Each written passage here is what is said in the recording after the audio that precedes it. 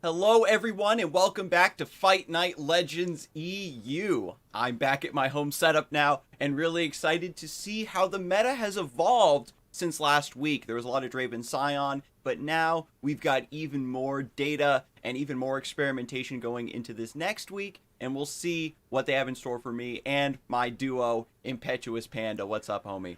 It's great to be back on the Fight Night desk. We'll see, like you said, is there going to be more spice than last week? Last week, I think, compared to what Europe tends to see with a lot of different, variety, I think it was a bit more predictable, a lot of Scion, a lot of Draven, kind of not too spicy, but hopefully today we have at least one player stepping up, being brave, and bringing something truly exciting for us and all the viewers at home as well.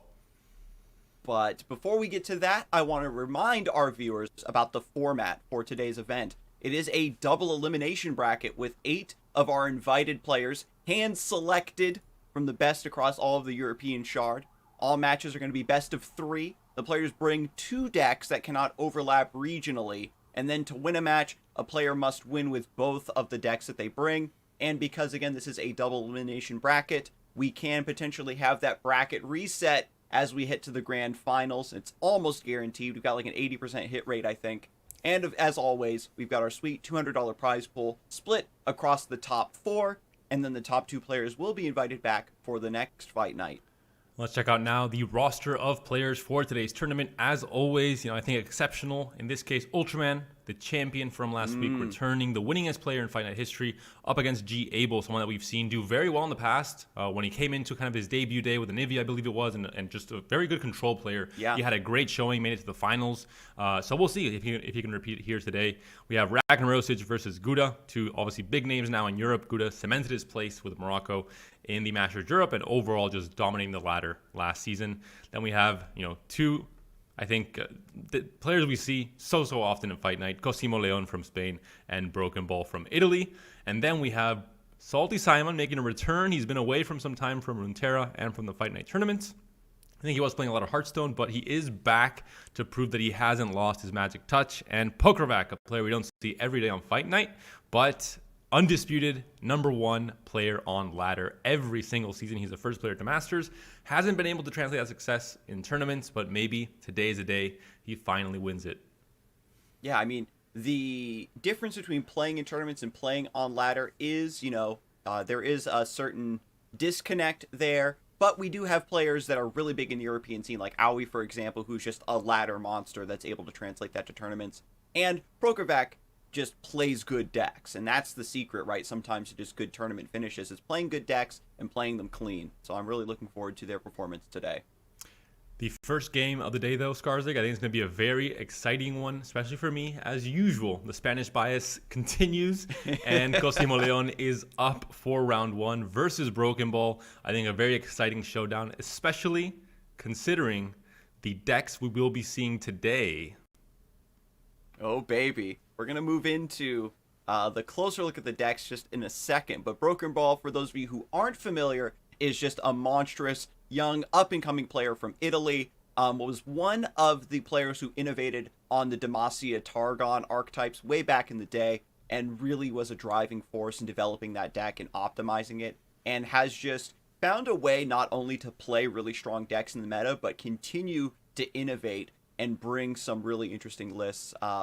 Meanwhile, Cosimo's still just an incredibly strong player. Whenever we see him in Fight Night EU, he always does incredibly well. Runs the gambit between running control, aggro, whatever he needs to run in order to have a good lineup for that week. And, even without the Spain buff, is still a player that is a force to be reckoned with.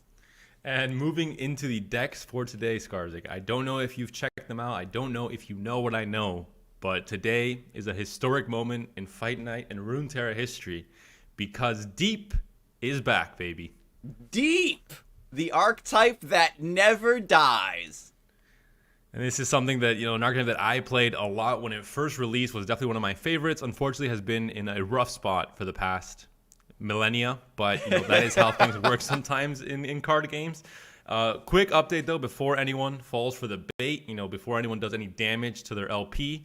This was an accidental submission, according to Broken Ball. I'm not sure I believe that. I don't know how you just hit a key and like, oh, here, submit a deep deck instead of, a Draven Scion. I don't know how that works. But according to him, accidental submission, don't fall for it. But maybe it does a very good job today, and it might change some minds in terms of Deep's position in the meta right now. I mean, if I were even to look up, like, what's the best performing Deep deck, it would still take a lot of hoops to jump through to even find that deck. So the fact that he had one, like, somewhere to copy paste and submit is definitely a testament to Broken Ball. He's a believer. And don't get me wrong, I'm the sort of player who has super old decks in my collection that I never delete. So maybe this is just an old experimental build. It looks very solid as well. There's no ruination, no cheeky stuff like Atrocity, no Slaughter Docks. The meta got really, really fast, and Slaughter Docks just stopped seeing play, unfortunately. I am interested in the Black Spear technology, and Deep is one of those lists that maybe you just get Deep really insanely fast on round 7, a couple Lore of the Depths casts along the way, and you could pop off, but it reminds me of, very bygone eras. I'm very excited to see, just because Dragons came back, Frostbite came back, the buff to Dragons was basically a signal to the player base to start revisiting older archetypes and seeing how they performed. And I could maybe see Deep trying to take down Dragons, for example. But the meta very swiftly smushed that spark, that small flame of Dragons trying to catch fire in the metagame. It got stamped out, and so Deep maybe missed its chance of getting that good matchup. I think overall, for some reason, Deep is just a very shy deck. I've seen it do very well in tournaments off stream, and seeing results on Twitter and seeing, in EU Masters, whenever you're looking at the off stream results, all of a sudden Deep won all these games. But the moment Deep is on stream, I have not seen Deep win a game on stream for literally could be 12, 13 tournaments. I've only seen it lose, and I've been counting. I don't know what it is about being on stream, but anyone playing Deep on stream is just doomed from the very start. Some players fell for that trap in EU Master tournaments, and it did not go well for them. But we are not seeing it here for Game 1. Game 1 is going to be another very interesting deck from Broken Ball Scarzig that I think you're a bit more familiar than I am with, but it's going to be an Akshan Echo deck that tries to go kind of infinite in some ways. Now, I remember the Akshan Infinite combo deck that had people shaking a long time ago, right? People are like, oh no, this Infinite combo deck, it's going to ruin the game. People are going to bring it to the seasonal tournament. And even though the deck was never addressed or nerfed or even mentioned by the developers, people just stopped playing it. And so we'll see if revisiting this archetype now after the Echo buffs, after the meta has been shaken up a little bit, it maybe does find a niche. Already off to a great start though, Broken Ball just sorting through the deck, trying to find those combo pieces. And Cosimo, meanwhile, is playing Thralls, a deck that is not going to put on a lot of pressure early, so, theoretically is a pretty good matchup. But when it doesn't put up the pressure, it is a lot of pressure all at the same time when you see, 2 or 3 or 4 8/8 bodies attacking you. So there's a certain point where, you hit a power spike with Thralls and the tempo of the match goes in very quickly and there's not much you can do about it. That being said, not really the best start for Cosimo. He hasn't been setting up the Frozen Thralls from early on. He doesn't have kind of the landmark synergy going right now. So it's going to be, I think, a bit of a slower start, and he's going to hit that power spike a bit later. Yeah, not even a Lysandra on 3. There's at least a Thrall to get cooking, and we could bring this back, as you said. As long as you can get that pressure all at once, that's all that matters. There's 3 copies of Promising Future, of course, in the deck, and that's really all you need to just completely offset the early miss on the Thralls, I think. Preservationist is a very powerful tech that was finding its way slowly over time into the Thralls archetype, and just the emergency ability to get that 8/8 when you need it is exactly what the deck needed. There's a Rite of Negation being drawn. Not going to be the best pickup against this deck that he's facing against. A lot of burst speed spells, a lot of, not really that much interaction. It's not like this big spell synergy that costs a lot, and it's going to be a slower fast speed spell. So kind of a dead card there. Avalanche, maybe much of the same. You're not really playing for the board with Broken Ball's deck. It's a very specific deck in how it works, and it has a very, I think, unusual way of play. It's not very linear. It's not on the board. So I think it's going to be a bit odd for Cosimo. He's going to have to know well what he's playing against. Many people, if you face Salt Ladder, you have no idea what you're facing against. It's not a very popular deck. So The surprise factor might also come into play here. The Rite of Negation, the only thing it hits is like what? Like chrono breaks and stuff like that from Echo leveling up. But if you get to that point in the game where you need that to bail you out against chrono break, you're probably in a really bad spot. But Promising Future indeed does come down onto this Frozen Thrall. And then we have the acceleration with the Clockwork Curator. So the 8/8s are about to hit right when Broken Ball is completing the combo. We have now the level up. Warlord's Palace does hatch. And now we're working on the Sentinel's Horde here. And like you mentioned, I think we saw Cosimo as well playing Thralls a few weeks ago when he played against Ragnarosic playing Lurk, and he just lost on turn 4 because he had a slow start. Not quite the case here, obviously, not the same tempo from Broken Ball, but it can show that Thralls can seem very powerful, but there are going to be games where you don't draw into Lysandra, you don't draw into Frozen Thrall turn 1, and things kind of don't really ramp up as quickly or as, drastically as it does, as you would want it to if you're playing as a Thralls player. Look at this beautiful timing. Preservationist is going to make it so these Thralls hatch at the start of the next round for a fantastic open attack. Iterative improvement onto the Clockwork Curator. And we can see both of these decks. They're combos in different ways, where this is a board-based, like, mid-game combo that pops off and tries to just end it in a couple rounds, where Broken Ball has that infinite value combo. But it looks like the timing of both is perfectly synced. Here in a couple turns, the Sentinel's Horde will hatch. You get Font of Power. You put a bunch of copies of Font of Power into your deck with the counterfeit copies, and then you just start to cycle through your deck while discounting those cards, and then you just go infinite. We'll see if it's able to come to fruition. There's 16 damage worth of Overwhelm coming through, and just a little bit more needs to be done to close out the game versus Broken Ball here. And considering the state of landmarks overall in Runeterra in the past few months, if you would have asked me what would be the opening match of this Fight Night tournament, I wouldn't expect it to be two landmark synergistic decks to start things off. But that is actually what Akshan is, of course, with this whole combo going on, and Thralls is kind of the de facto, truly the biggest landmark deck in the game, where the entire game plan revolves around these 8/8s.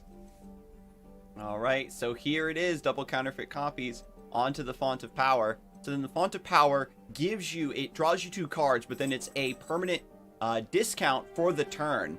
So the cards that you are already drawing off of it are going to get discounted even further. And now you have a chance to draw the Fonts of Power that you're getting out of the deck. And so essentially every card in the deck becomes 0 mana. Here it is. And now we're looking for Thrumming Swarm.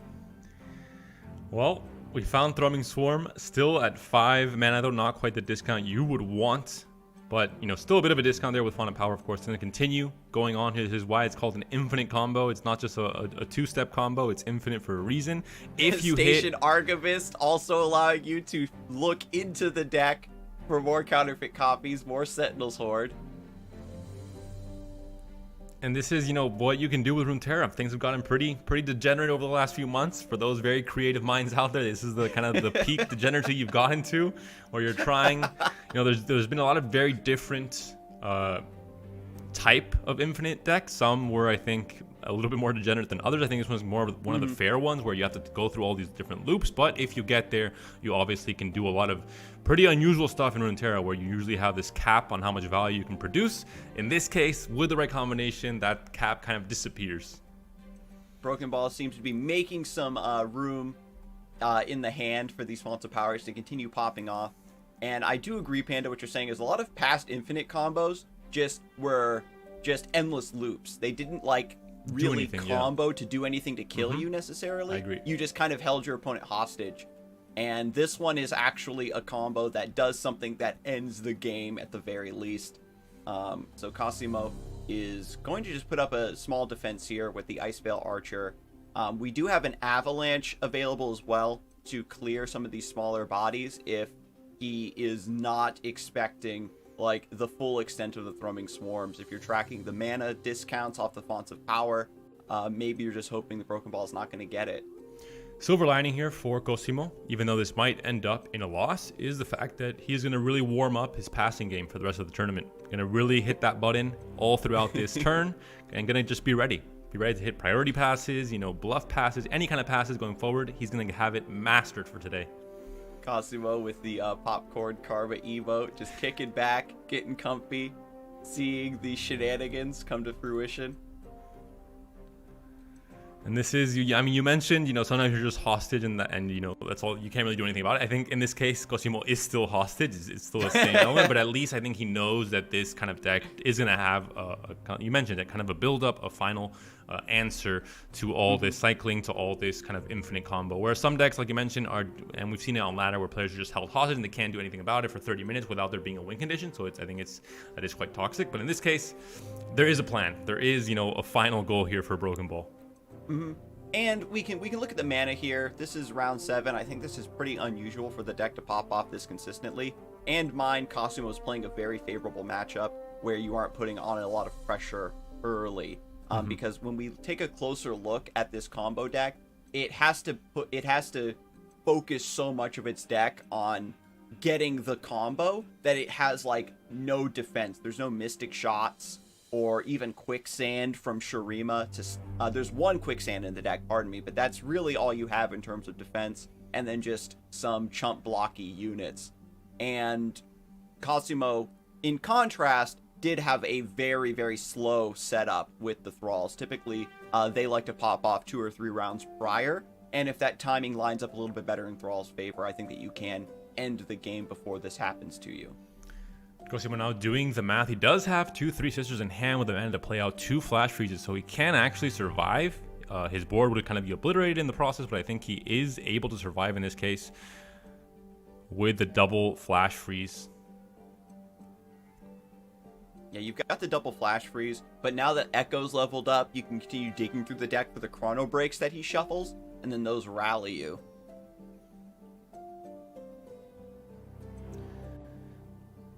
And I've only seen, this is the part where you take a screenshot and you post it on Reddit or Twitter and go, whoa, it's this crazy combo deck.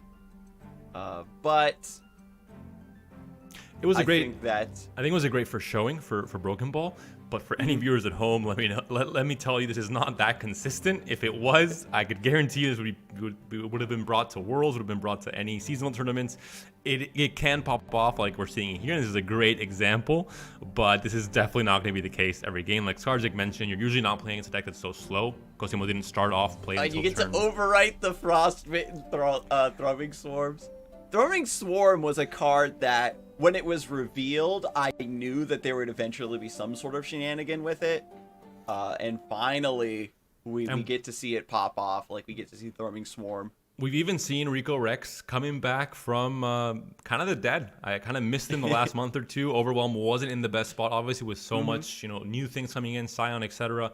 Kind of doing it better, I think, than the classic Overwhelm deck with Renekton and Sivir. But Rico Rex is back, and he's also featuring Thrumming Swarm in the deck, which I love to see, obviously, kind of seeing that deck evolve. So if you guys want to check out a new Overwhelm deck with Thrumming Swarm as well, that would be the player and the deck to check out for this season, I think. But great first match from Broken Ball. I think he cannot complain with that one deck he's showcased. But I think all the complaints are going to be, lopsided now for Deep, because he's going to have to hope he can win one of the next 2 matches to win the series. And Thralls versus Deep, this is a matchup that existed at one point. Both of these decks did exist side by side on the ladder at one point, and I think the matchup was actually pretty even. To be fair, I think it took a very long time for Turbo Thralls to get fully optimized, because there was a lot of decks that were pulling against it, where it's like, okay, I need this to help out against the control matchup, I need this to survive against aggro. Aurelia Azir was kind of running around at the time to kind of keep the deck down. So I'm really curious if both of these lists, they're very similar in what they want to do, where you're kind of not doing a whole lot in the early mid game, and then you have this explosive turn with a lot of big units. And if all goes well, Thralls does it, I think, a little bit faster than Deep. And I think more consistently, they have more tools to kind of stabilize in the mid game. They have more of a, because Deep, I think the biggest problem has always been the stabilization until you go deep, where you get caught with your pants down most of the time in the mid game, and you can't really do much about it against many of the decks. That being said, maybe there's going to be some amount of, breathing room against Thralls, although with the current start from Cosimo, I don't think it'll be the case. It's actually a much better start than the last game we saw. Some quick notes in terms of what deep deck Broken Ball is running, because we've seen so many different variants in the past. We saw it, before the game started, but just for any new viewers, there are 2 copies of Maokai. It's not just a single one in hand.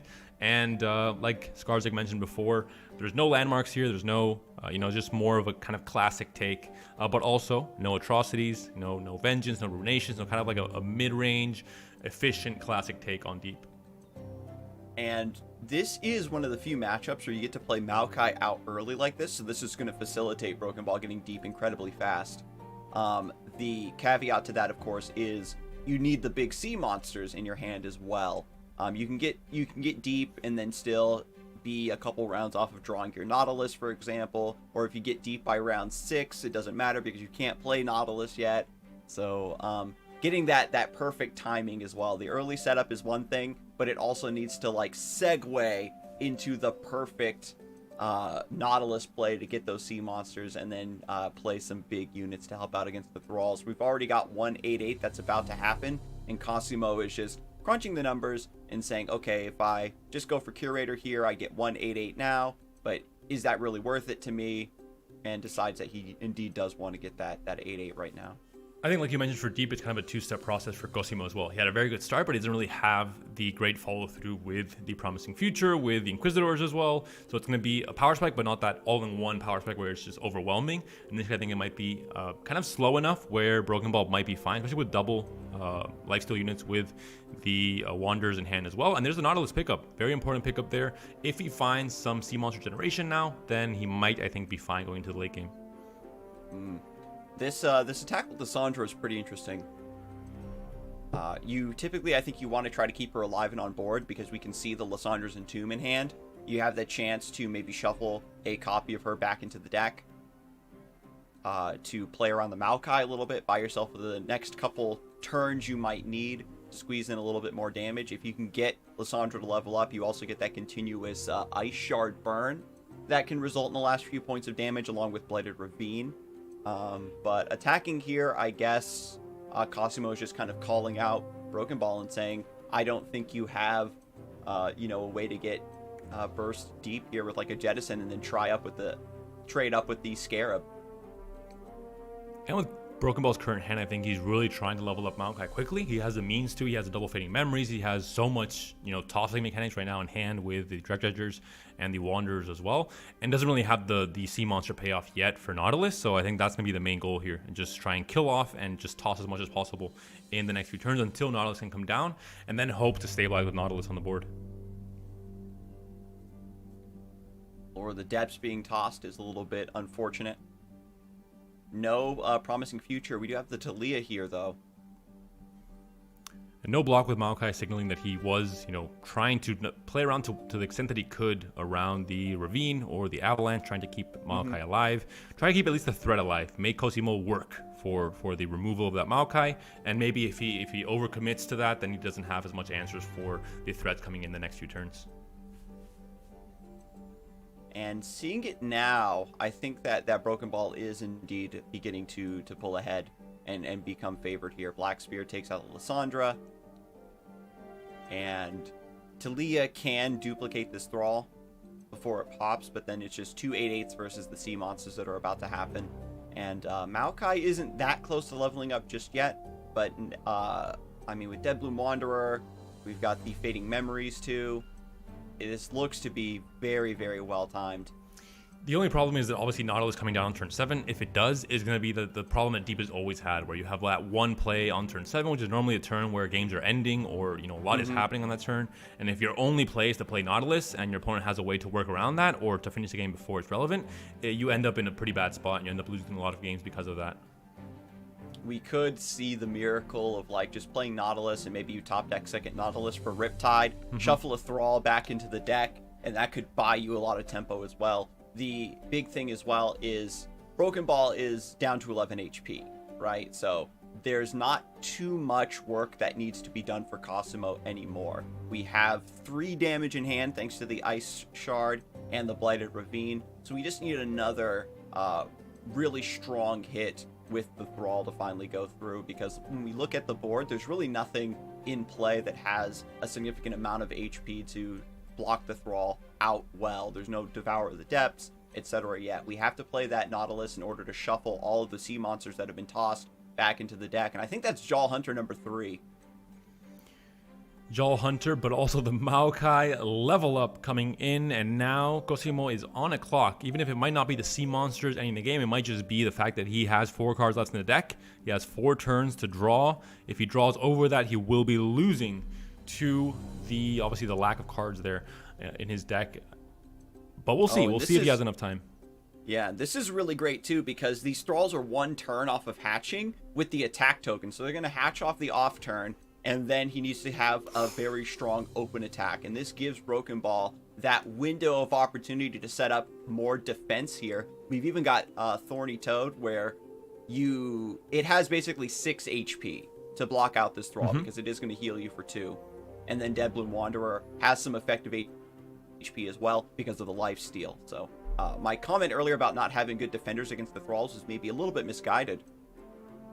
And we have a Lure of the Depths draw for Broken Ball, which in this case is a good draw. In the end, it's just drawing you a sea monster. It's going to be discarded anyway. It gives you some extra value for the future. You would like to have it early on, of course, to get the full value from the discounts on even the scarabs early on. But still, in this case, because the sea monsters will be discounted once you play Nautilus, and because you have no hand right now, it's still almost as if you were drawing a sea monster with that extra bit of upside.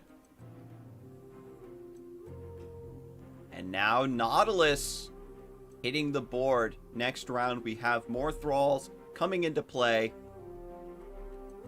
We could play the Lysandra out here. With these thralls hatching, she will level.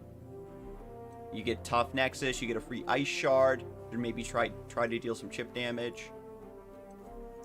The Ravine is being hovered here. We'll put down one of the 8/8s to 1 HP. There are a few Vile Feasts, two Vile Feasts actually in the deck for Broken Ball, so that may be a good top tick as well to remove one of those threats and get a Spiderling to block as well. Overall, I think now with Nautilus on the board as well, to have a huge blocker against one of the 8/8s and still 12 HP, I think is a pretty healthy number. You're going to be pretty fine, especially if you are able to find something like a Devourer. It's kind of a 2-for-1 on the board. You can get rid of either Talia or even the 8/3 right now.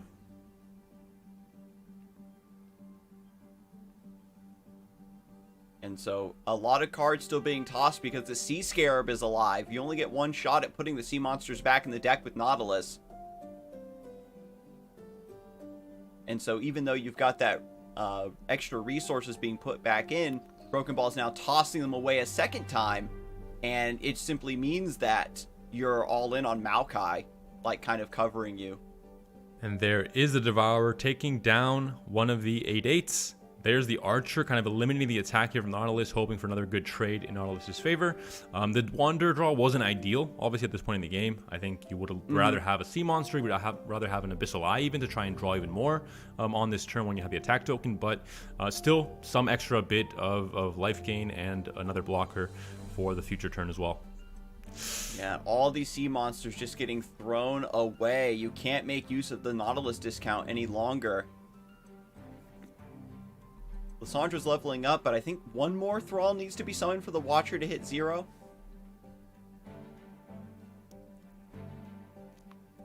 Talia leveling up will potentially force her a little bit more damage as well in the next open swing.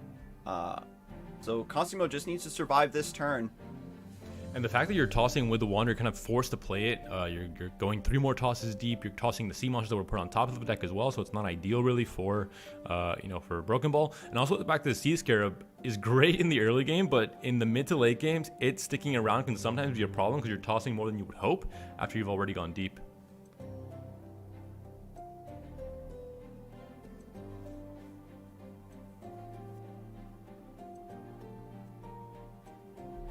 You're going to swing here with the Ephemeral 7/7. No reason not to, really. It's going to be just, free, either damage or you're forcing Cosimo to block here to give up. If you block with the 8/8, which I think would be maybe the mathematically the best way to do it, now you're at the mercy of a possible Vile Feast top deck as well. So and I think we haven't seen any Vile Feast toss, definitely not played, so there's a high chance that might come into play as well.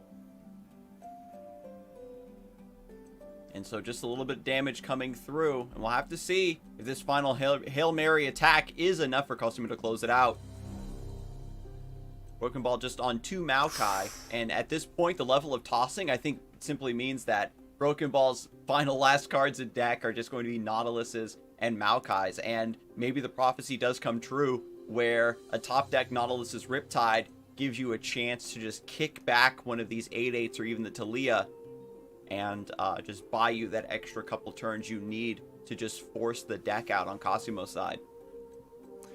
And Broken Ball has a chance, of course, to just continue cycling champions back into his deck because of he has both on board right now. There's not really a clean or easy way from what we're seeing for Cosimo to get rid of them in the process. So Broken Ball is kind of fine with having no cards in the deck. You can just cycle cards back, whereas Cosimo is in big trouble in 1 or 2 turns from now.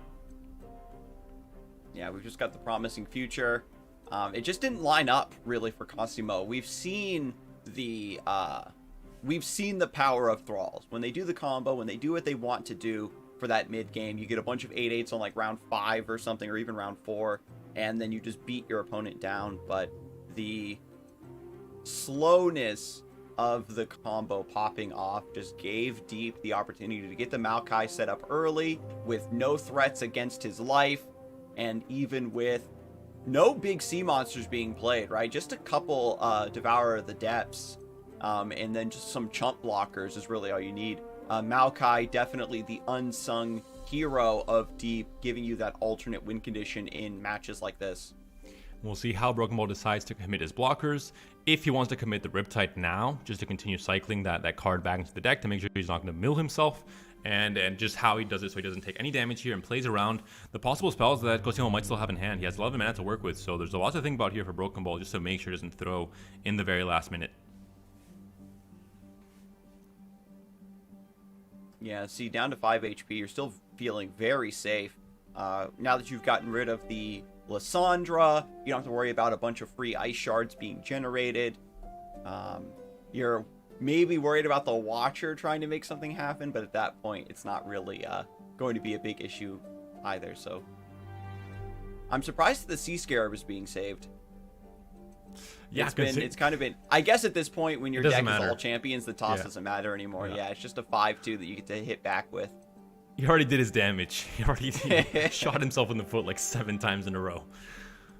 It just looped back around to become just a 5/2 anymore. It has no abilities anymore. Just squeezed out the last drop of its effect. So here comes the Ice Shard. So that gives you one more, two damage on the Nexus, right? One goes onto the Nexus, and your Thrall gets to swing through on the Sapling. Yeah, the toughness on the Nautilus means that there's not really any extra damage going through there, and just the fact that he has 12 HP. So, I mean, even if it wasn't there, you're not doing enough damage with your own 8/8 to do much there. And there is the Nautilus' Riptide coming through, just making sure that you're going to stay pretty healthy here.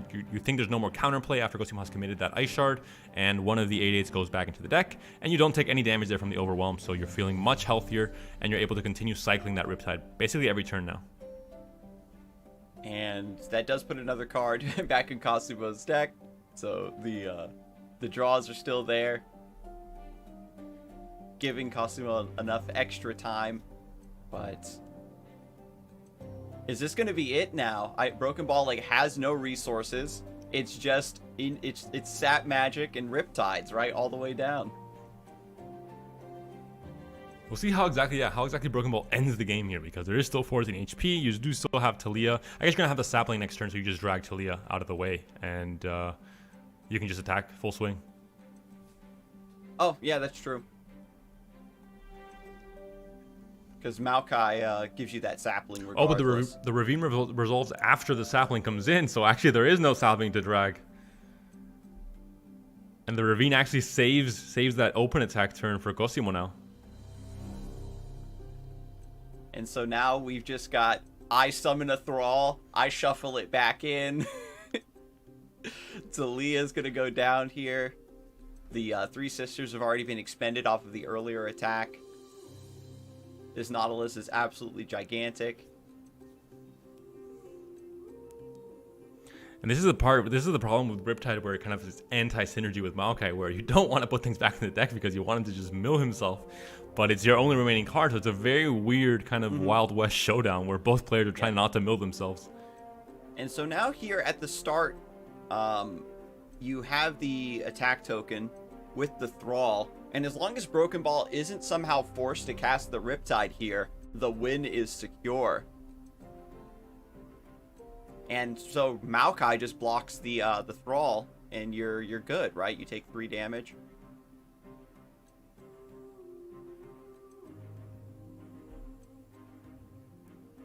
Yeah, you've got Promising Future, but you don't have 5 turns for that final Thrall to hatch from Lysandra.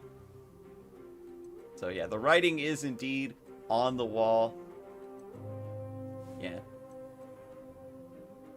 Just gotta click that end round button a couple more times. This is certainly a matchup where both decks are supposed to do a thing, and neither deck did what it was supposed to, and it just ended up in this one of the weirdest matches I think I've ever seen. The attack comes in from Cosimo, but he knows, I think, that it's doomed, that it really can't do much. If anything here, the full blocks come through, things die, but he has no cards left to draw into next turn, so that will be just an immediate game loss for him the moment the turn ends. I think it's the funny thing playing deep when you're in the situation, you're just passing. You don't even care what's happening on the board. You're just like, all right, if I pass and he passes, I win the game, as long as I don't die before that happens. And that's going to be the case here for Broken Ball as well. It's that magic. Just put another Maokai in.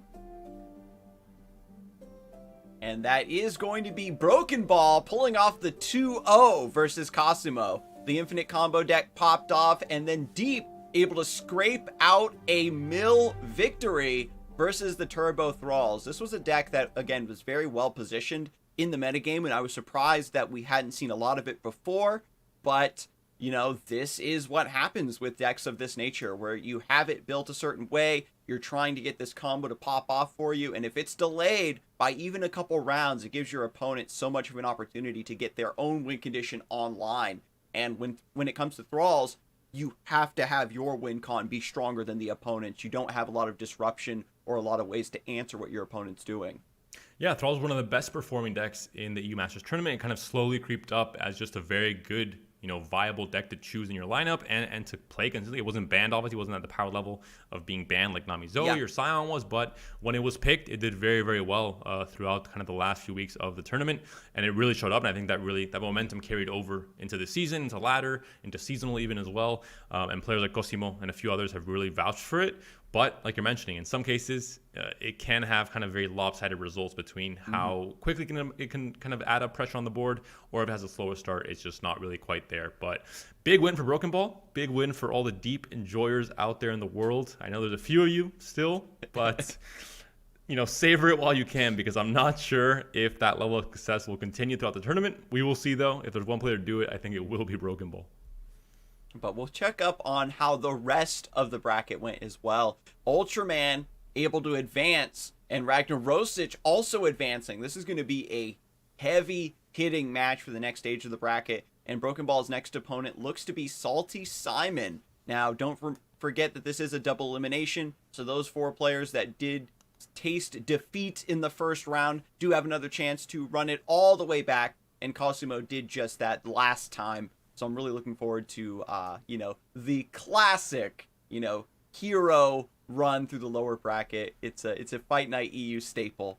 And an unfortunate round 1 loss for Pokrovak, someone I was hoping to see do very well today. So hopefully he can be the one maybe to take that you know, heroic gauntlet in the loser bracket. Although quite a round 2 matchup in the loser bracket between Cosimo and Pokrovak to start things off on the next round. So exciting matches coming up in these semifinals, especially seeing Ultraman come back in with a bit of a spicy lineup, spicier than last week at least. He kind of veered from the super standard to now only half standard. He does still have some Scion, but he has some extra spice accompanying it. So very excited to see what's coming up in the semifinals of the winners bracket. We'll be back with that in just a bit, so stay tuned. 3 minutes, we'll be right back.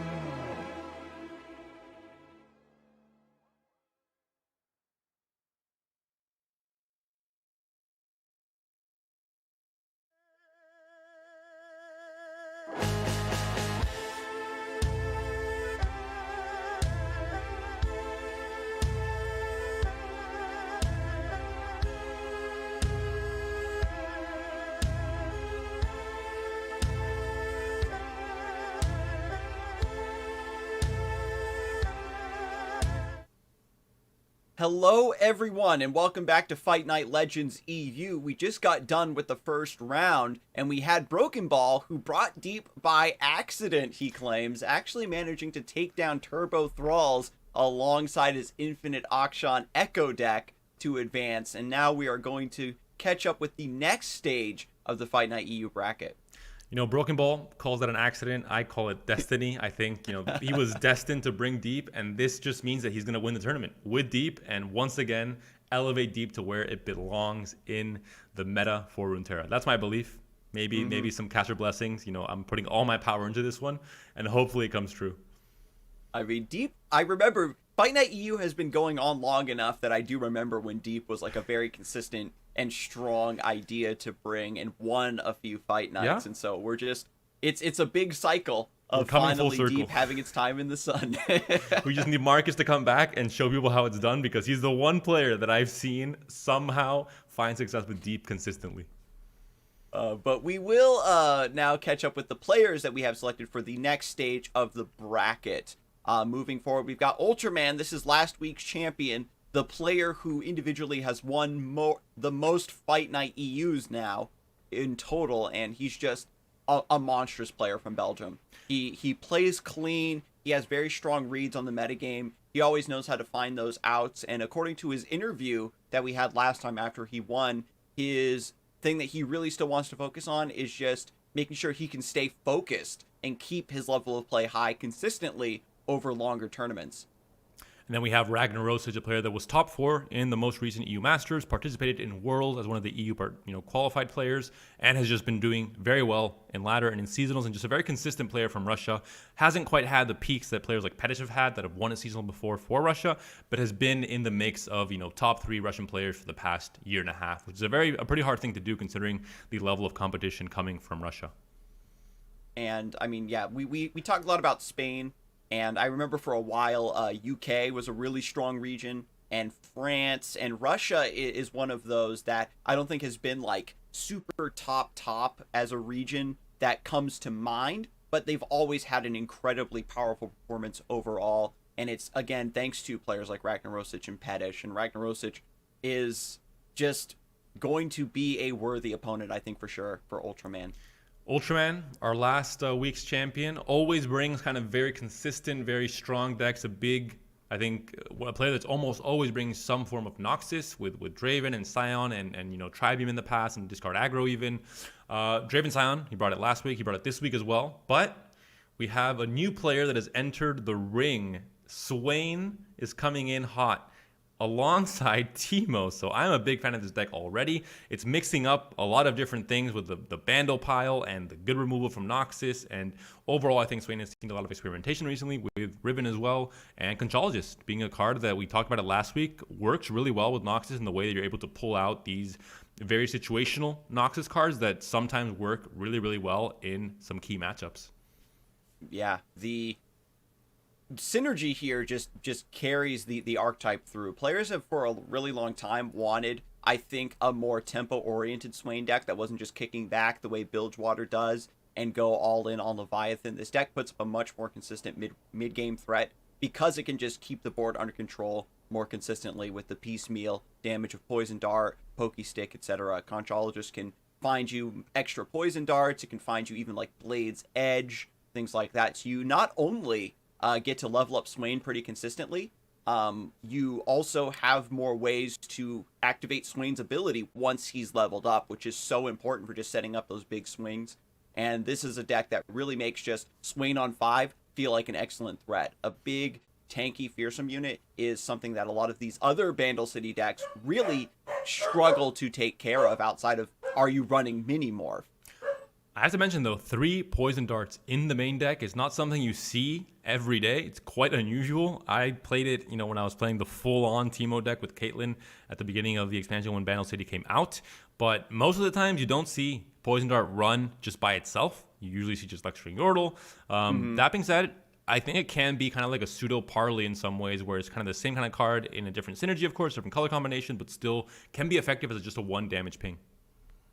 Yeah, once we get set up in the mid game, it's going to be very difficult to try to take the board back, especially because of Scorched Earth and Guillotine. If you try to set up something really big, you can just immediately, just take that down. And I love the Scorched Earth tech. I've been seeing, in my personal experience, a lot more Bandle Tree on the ladder, and then being one of the few decks that has access to good landmark removal means that you can deal with that deck specifically, and ironically the Akshan deck and like Thralls, for example, get scooped up in that as well. So both sides now starting off with Crackshot Corsair. Ragnarosic has Ping City as one of their decks alongside the Draven Scion, and that's just going to be going up against the Thralls. And not Thralls, I mean Sejuani Gangplank, my goodness. I've got Thralls on the brain, Panda, it's been so long. And as is usual, we showcase a deck, and then it's just not there for the game one. That's the tradition of the Fight Nights as well. But just a quick recap here, Ragnaros is playing Ping City with kind of a not-so-standard list. It is now running 2 Dreadways, so a bit more top-end. A few things have changed from the kind of very initial versions that came up from Broken Ball and Ice-T. And for Ultraman, Plunder is obviously going to be more of a classic. I believe he also brought it last week. It was in his lineup alongside Draven Scion. Did very, very well, of course. Very consistent deck in tournaments. Has a lot of very even matchups. Not much polarization there.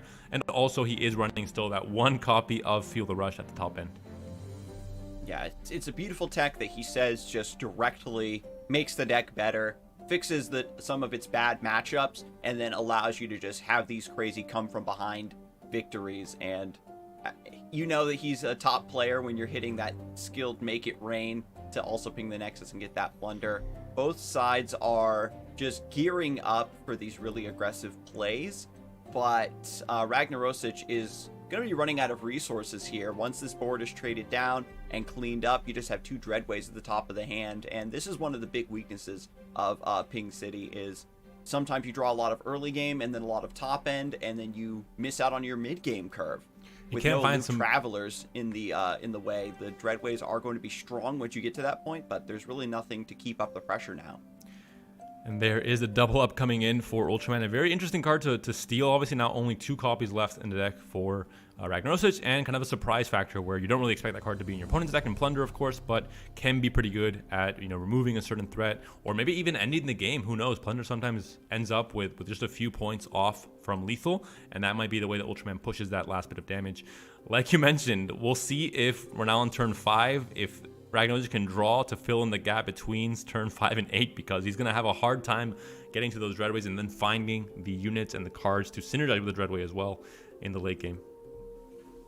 You can just summon the Gangplank here if you want. Ultraman doesn't know that those last 2 cards are Dreadways. As the game goes on, you're going to get a better read on those cards being very expensive. Like right here, for example, you know that there's probably not another 2-drop or something to go in here. And Ultraman was already hovering the Monster Harpoon earlier, just wants to take out the Stone Stacker. You normally want to save that for maybe a Gangplank or something, but the fact that it wasn't played directly this round on curve, you get that hard read, of course, that you don't have it. Ooh. Sacrifice the 3/1 to draw a card. Floating the Spellman is also really strong here because of the double up steal, though. And there's the non-committal opener here with the Crackshot Corsair, and now you still have the Gangplank follow up. Depending on what your opponent does, you might do something different. There is the Twisted Fate draw for Ragnaros, so he has a way to stun the Gangplank now and kind of stall out some of that damage from coming through.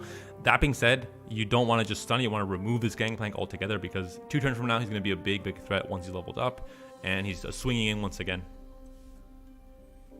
And we mentioned that Ragnarosic was going to have an awkward mid game here, but it's really fortunate that he drew reactive cards to just stop the It's still 5 mana being burned, or 2 mana being burned on this turn, for example. Next turn, now we're going to rely on the top deck as well. So things matter quite a bit. He did use red card last turn instead of the gold card, actually. So it left Gangplank free to swing in to do some extra chip damage with the Overwhelm and the Crackshot Corsair ping as well. And this is what we're talking about. The Make It Rain draw here is just completely halts his momentum. He has no plays this turn, essentially, only that 1 Make It Rain. And this is the time where Ultraman can take advantage and really put the game back in his favor. Yeah, I love double up here. Holds it. Ultraman really wants you. The more you wait, the more you debate. It's an ancient card game saying Ultraman has this one nabbed card and he just wants to make Ragnarosic sweat. He's following the line that you predicted, Panda. of just waiting for a final lethal or something to be put on the stack, and then he's going to try to end the game with this burst damage that Ragnarosic might not be able to expect.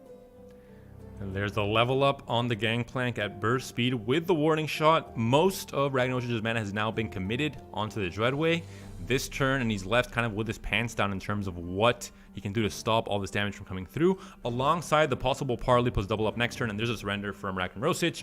An unfortunate hand, we have to admit that, but overall, Ultraman showcasing why Plunder is one of the most consistent decks in the current format. It just always hits. Yeah. If it draws what it needs to, I feel like it has very few bad matchups. It just has like the clean Bilgewater package. Like Bilgewater was kind of like pre-Bandle City, where you just had like generically good cards, a lot of good value, a lot of pings that allowed you to set up better trades for your units that didn't have necessarily strong stats to fight for your early mid game. But then you just have such powerful top end plays with Sejuani and the Gangplank and Dreadway, and Feel the Rush with the Aloof Traveler's nerf. This deck has gotten even better because your strong later game, mid game options don't get sniped anymore.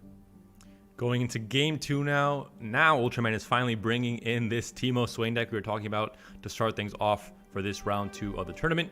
And it's going to, I think, do pretty well toe for toe in the early to mid game. A lot of cheap units that can kind of, fight on the board with Ragnarosic. And the late game, I think, if everything goes as planned for Ultraman, he does have the more versatile late game with things like Guillotine and Scorched Earth to eliminate big threats, and then also just Leviathan and Swain. I like the Guillotine there. I was thinking Apprehend might be an interesting maybe stop a big Gangplank. If you play your cards right and you just have those pings, you can just kill a big threat with the Guillotine, so I do certainly appreciate that. And there is the Poison Dart from hand, the unexpected. We always see it off of the Lecturing Yordle. In this case, it is coming in from hand, sets up everything to exactly 1 HP. You have the Poke Stick still, you have Lecturing Yordle still, just trying to, I think, use up the mana effectively there. I think you want to try and level up the Teemo before you play him, because there are so many 1 damage pings in this deck for Ragnarosic. You have the Poison Dart, the the Parley, etc. There's so many different options here. And now Ultraman thinking, do I want to play my own Lecturing Yordle? Do I want to go for Poke Stick into Guillotine? I think getting just this big mid-game unit down on curve with the mana to cast that Poison Dart is just so good. And I think you want to save the Guillotine for the bigger threats later on. There are 2 Dreadways in the deck. It's not kind of, the curve is a bit higher than it tends to be against Pink City, so you might want to save that for later. Or you have Ravenous Flock, very good top deck here. Look at all these pings you have here on Ultraman's side. So much control that you can just effectively kind of eliminate the board here for Ragnaros and reset back in your favor. And essentially, it feels like Bandle City basically kind of takes over a bit for Bilgewater and even like P and Z, where it just adds a lot of clean utility to decks and just passable units to fill in a strong backup package or main win condition package from the other region. And so Swain being supported by Bandle City is, you can just really appreciate the synergies here. Just the piecemeal damage, it really, speaks to my Bilgewater Swain vibes of keeping the board clear, slowly building up towards the late game. And if Ragnarosic here now is having the opposite problem of drawing a lot of early game units that are just getting cleaned up by this chip damage. And Ultraman with a triple Lecturing Yordle draw in the, to start things off in the early to mid game. I think that's fantastic. It's one of the, I think, strongest cards in the game right now that wasn't touched by any nerfs in recent memory. It was one of the targets, obviously, with how it's overperformed in Pink City list, but wasn't touched by devs. I think it's definitely one of the strongest followers in the game right now. So having 3 copies of it in the mid game, I think, is definitely something you want to see whenever possible. And now the wide swing is starting to come through. The big weakness, of course, is this is a battle of attrition. You're trying to keep tempo, and all the damage that is being snuck through here does matter. And Ultraman is trying to still play very conservatively, has a lot of removal to just keep the board under control, and is preventing that damage, isn't overcommitting to developing on board when you can just kick back and react. Swain is going to be leveled up very soon here, and the more of these mid-game chump blockers that are removed, less chance there is for blockers. Once you finally take control of the board, you set up some really strong open attacks for yourself. Swain is a great pickup going into this later stage of the game. You were kind of ending up without resources. Both players are just trading spells and combat tricks and units in the early game. And now we're getting to the point where you have to have these big finishers or these big impactful units to come down to use up your mana. And Swain was the perfect pickup at this point in the game.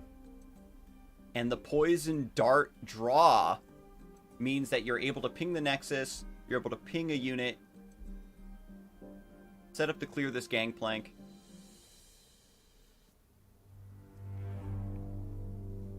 Just going to snipe the barrel. I do like this a lot. And forcing to make it rain here when you have a possible Teemo coming in at some point in the next few turns is kind of ideal. You want to obviously get give as little value as possible to the make it rains for Ragnarosic, having only one unit on the board here. And like you mentioned, you have the poison darts to synergize with all the kind of scorched earth and guillotine plays that you can just remove these damage units from the board. Ideally with guillotine hitting 2 units in 1 turn. So if we see, for example, a Dreadway coming down next turn for Ragnarosic, that might be the green light for Ultraman to try and get both of these off the board. Oh, so strong. The mushrooms come through and Swain's going to stun that gangplank. Dreadway is exactly what Ragnarosic needed. However, now with Swain locking down the board and you can't really attack effectively if he's going to keep chain stunning you, it means that you need to switch completely into burn damage, and Dreadway is going to be the perfect way to do that. Gangplank is only a few pings off of leveling up, but still severely delayed thanks to Ultraman's stellar defense throughout the course of the game. 1 mana off from pulling off the double guillotine poison dart combo this turn, so it might just be a setup turn instead for Ultraman, setting up everything for the next turn possibly. And just Scorched Earth, I think on the most, I think the scariest target in terms of what can be done, what the cap on the value is for Ragnarosic, whereas Gangplank on next turn on defense not going to be really that much of a immediate threat. And we'll have to see if Ultraman hits another mushroom here to stun this Gangplank. Swain gets a beautiful open attack. There is a Gangplank level up off of the Chemist bomb that was on the board there. And again, on defense, we're not going to be that much of a threat. And there is the mushroom. Teemo's in the deck. You're putting poison darts in your deck. You're main decking them. Then you just get an immediate mushroom boost because you're a believer. All right, and draws into double up Pokey Stick. The perfect combination here to clear this Swain and deal damage to the Nexus. Gonna guillotine his own Swain here in order to prevent the double up, make that damage fizzle. Stops the double up. And because it connects, you still get the fleeting guillotine to answer the gangplank. You get to have your cake and eat it too, and then bake a cake and eat that one as well. And Ragnaros is not drawing the top decks. He wants triple Parley and the Corsair. Sure, Teemo will be dying the moment he touches the board. That is true. But then we have 2 telescopes that in the late game can all of a sudden, say, hey, you want a win condition? Here's one. Enjoy it. And that might be the case here because both players are running out of fuel. But Ultraman, and Teemo's leveled. Ultraman has the best refueling station. Oh, baby. The Aloof Traveler's being pulled. You can snipe that Gangplank. The Messenger for more card draw. Excellent cards off of Floating Telescope. Ultraman is the main character. And he finds the sentry for the Gangplank. The Gangplank will be coming down, obviously, the moment it's an open attack or an open play here from Ragnaros before the Aloof can come down. But there's the sentry. The top deck perfectly answers the Gangplank for this turn where it would be threatening on the attack token. Corsair comes down, can do some damage with the keg, but overall, the game seems to be in favor for Ultraman here. And Twisted Fate gets sniped from Aloof. That gives Ultraman a lot of information. The rest of the hand is 4 or less. And now the Parleys just need to be cashed in. Despite the big advantage from Ultraman here, there is still potential for, I believe, 1 more double up to come out from Ragnarosic. The Teemo as well. Now you can't kill it. It's going to be a leveled up Teemo. We've been waiting. It's been there in the hand for the entirety of the game, but finally comes down with that extra bit of health, which means it's going to be able to stay out of the range. Actually, no, with a keg, it's actually going to die. Never mind, Teemo. I cursed you. I'm so sorry. The chip he goes down immediately. Is just barely there. And then getting the value off of the Corsair. drop down to 4. The Gangplank has been stunned, but he does generate a barrel every turn. Every piece of burn that Ragnarosic draws is just that much more threatening. And we'll see what this top deck is. A couple more mushrooms! A Dreadway is not really it. You're going to be able to full swing here. Gangplank's probably going to have to block, obviously, so he will be damaged and would be in range for the guillotine. We'll see if there's enough damage here to end it, though. The poison dart, the generation is there, plus the possible poison dart, or the mushroom top decks as well for the next turn. 6 damage going through, 1 from hand, and 1 mushroom would seal the deal here for Ultraman. And he's been hitting the mushrooms exactly when he needs to, so I think that this is almost guaranteed. Got to seal his fate as the main character. 11 mushrooms in the deck. Did I see that correctly? You're going to flock here to get rid of the Gangplank, open attacking and putting any abilities on the stack. Of course, it's 4 HP for Ultraman as well, so he isn't quite, at a safe range either. And if you don't get the top deck you want, or if you draw hidden pathways, you have to... No mushroom. Stone Stackers has impact, but that's not going to be enough, I think, to pull through enough damage. And Swain is going to be great here for Ultraman. Plus the Sentry, just in case any kind of, a third Gangplank comes down for Ragnarosic. And Ultraman can just develop onto the board here. His instinct, you can see, is kicking in to not do anything. And just hope for the mushrooms to end the game. He wants to wait with the Sentry, though, until there's a bigger threat, because he knows the Stone Stackers is not enough to end the game, so there's not really a point in trying to stun it when then a Gangplank can come down as well. I think he wants to wait to see if there's something bigger. Now that he sees there isn't, he knows he's safe enough to he knows he's won the game, unless a double up top deck occurs and there's no mushroom draw. No mushroom, and double up top deck is the way here. A second keg comes down as well, so now it's... And now with second keg, that means that... Pokestick can do it. Pokestick or Make It Rain. No mushroom. No mushroom! Twisted Fate red card, but the attack comes in here, and I think there's nothing that Ragnarosic can do. Game 2 goes to Ultraman. He wins the series. He continues his dominance from last week, and he moves on to yet another winner's final. Scarzig, I'm getting tired of seeing this man just winning everything. I mean, at least he's doing it with some new decks that are showing up on the scene. The Teemo Swain has really come to its own in the last few days. I think Majin Bay was posting about it a little bit last week, and it's just a clean deck. You take that style of Ping City and you just put even more control and utility in late game into the deck, where you aren't worried about getting very specific draws the way we saw with Ragnarosic. The match was, despite everything, still incredibly close. And it's kind of the same formula of, we saw it all the way back with build order decks in the past, but then with Pink City, of this just very efficient, strong early game where you're able to not only be the aggressor, but also be the defender in terms of combat tricks that are cheap, that can kill off things quickly in the early to mid game. And then you have this kind of, fail-safe late game where you're able to have, a big power plays with Swain, big power plays with Leviathan, of course, with generation from Telescope, like we saw in this game, for example. So overall, I think a kind of deck that really favors Ultraman's playstyle, where he likes having a lot of even matchups where he can kind of, edge out in terms of player skill, but still have a lot of good matchups against the entirety of the meta. And the Teemo Swain, again, that adaptability is key, especially important for a player like Ultraman that is playing, several turns ahead, and it just, again, translates to what a strong player he is. But Ragnarosic, still put up a fantastic fight, still has a very solid lineup in his own right, and it was just a shame that you have to go up against last week's champion so early in the bracket.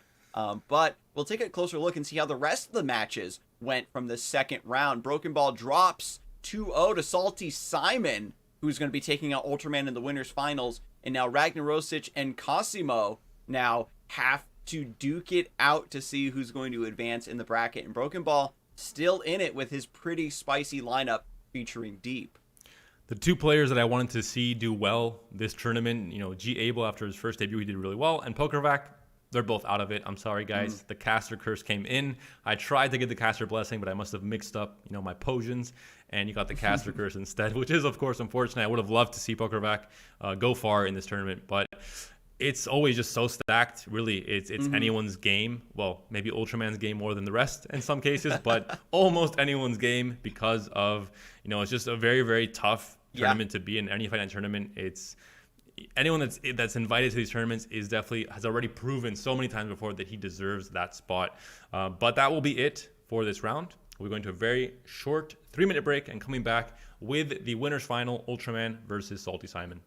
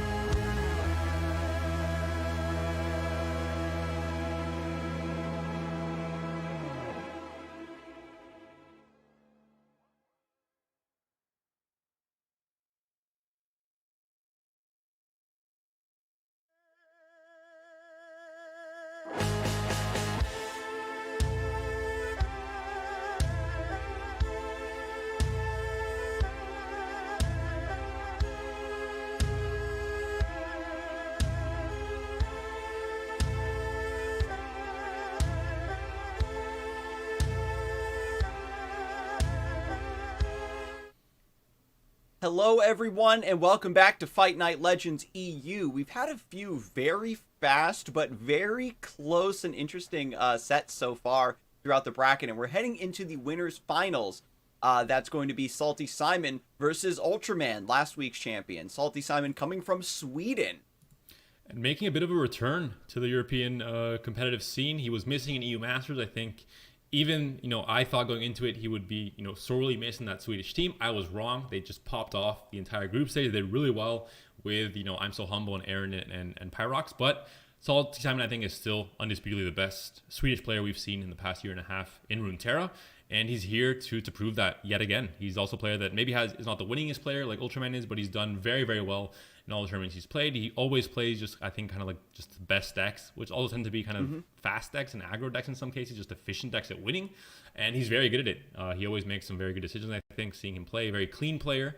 And it's going to be quite a matchup. I think I would use that same description for both Ultraman and Salty Simon. So we'll see who is the cleanest player of them all. I mean, yeah, Salty Simon, I think, is known for, even though you're playing a fast deck, playing it very slow. I think I'm getting him mixed up with Trickster Sorry. They're both, I think, Nightfall enjoyers, and maybe that's why they're kind of linked in my head, and the ability to play an aggressive deck, but in such a way where you're thinking turns and turns and turns ahead. And at high levels of play, that is where aggressive lists really start to shine, right? Where you have a percentage of wins that are kind of free because of just good matchups or just very high quality draws. but when your opponent knows the matchup and is playing optimally against your deck, and you have to take it to that next level to get the W, that's where, you know, the Galaxy Brain aggro players can really pop off. And Salty Simon, I think, is definitely one of those. And the deck to feature will be Ziggs Poppy, a deck that really became the de facto strongest aggro deck on the ladder, even though it had no synergies whatsoever, because it was just all the good cards in Noxus and Battle City. And let me tell you, there was a lot of them. And it just made the deck very good on ladder. I think it didn't quite catch on in time for Worlds. I think players quite kind of missed that. They went with Pink City instead. But this on ladder at least had 60% win rate for much of last season, even in Masters, where everyone kind of knows what the deck is trying to do. It was just so effective at what it was trying to do. A lot of nerfs have occurred in this time span, but I think we were talking off stream. There was a lot of cards to replace those nerfed cards and still make the power level of this deck be very, very high. Yeah, Stone Stackers did get nerfed, but in a way that means it just doesn't completely annihilate your opponent in the early game, but it still does pretty much exactly what it wants to in this deck. And then Tenor of Terror gets nerfed, and it just opens up room for more Lecturing Yordles in the list, which weren't necessarily a 3 of at the time. And yeah, we've got one Hidden Pathways in as well. Just gives you that extra chance of maybe fishing for that Pokey Stick or Noxian Fervor. And we'll see, you know. I think when we look at Poppy Ziggs, people tend to think of it like, oh, if you don't answer Poppy, you lose, or more like Pirate aggro, where if they just get a really strong draw and then burn you out the top end, it's very sad. But the utility that comes from Bandle City Mare and Conchologist means that there is going to be that extra layer of skill on display, hopefully, for Salty Simon. And we're starting things off here. Teemo Swain from Ultraman versus finally the deck we featured. It's going to be Ziggs Poppy for Salty Simon. Same region combinations, but very different things being done here by both of these players. Of course, we just saw Ultraman and kind of his game plan. I think the early to mid game is actually going to be quite similar, but obviously the late game, there is none really for Simon. It's just more of the early game. And for Ultraman, it'll be obviously things like Swain and Leviathan trying to come in and provide a very big impact for Ultraman. And this is a very strong idea from Ultraman in that you get the Teemo set up early and you force Salty Simon into a situation where, do you want to try to outrace this Teemo, or are you going to take time off of your unit development and going wide and aggressive to answer the Teemo? And I don't think Salty Simon in this matchup can take any time to stop this Yordle. And so Ultraman gets that ping, gets the mushrooms in the deck, and then gets a nice defense as well with the second Teemo being drawn. I could definitely see Teemo leveling up in the mid game, doubling those mushrooms, and maybe just jumping out ahead in the burn race. And we've seen with these aggro decks, some players playing up to 12 or 13 1-drops to achieve the consistent 3 1-drops on turns 1 and 2. But in this case, Simon playing only 9 of them, but still finds that huge tempo-based opening with 3 1-drops that are all very effective at just pushing through damage and trying to get your opponent as weak as possible, as quickly as possible. That being said, I think we mentioned with Ultraman, he has an early to mid game that can kind of go toe-to-toe against this early game from Simon as well. I like the stun on the Stone Stacker. You're preventing that impact damage, even though you do have a 1-for-1 trade with the 3-2 stat line. The Culling Strike picked up earlier from the Conchologist is also going to be very potent here in the later stages of the game, answering the Ziggs perhaps next turn. But overall, just really great defense still. And Salty Simon almost out of resources. Bandle City Mare, however, could get what you need. Maybe something like a Poro Sled to just keep this wide threat going. We talked about Conchologist with Noxus and all these kind of situational cards they can bring out that are perfect answers. And you have the Sentry here, but you also and the Flock, but you also have the Cooling Strike that can definitely be an interesting answer to something like a Ziggs that really has no counterplay from Simon, for example. Oh baby, goes for Furious Fae Folk over the Poro Sled. I mean, you don't have a hand. That direct 4 damage.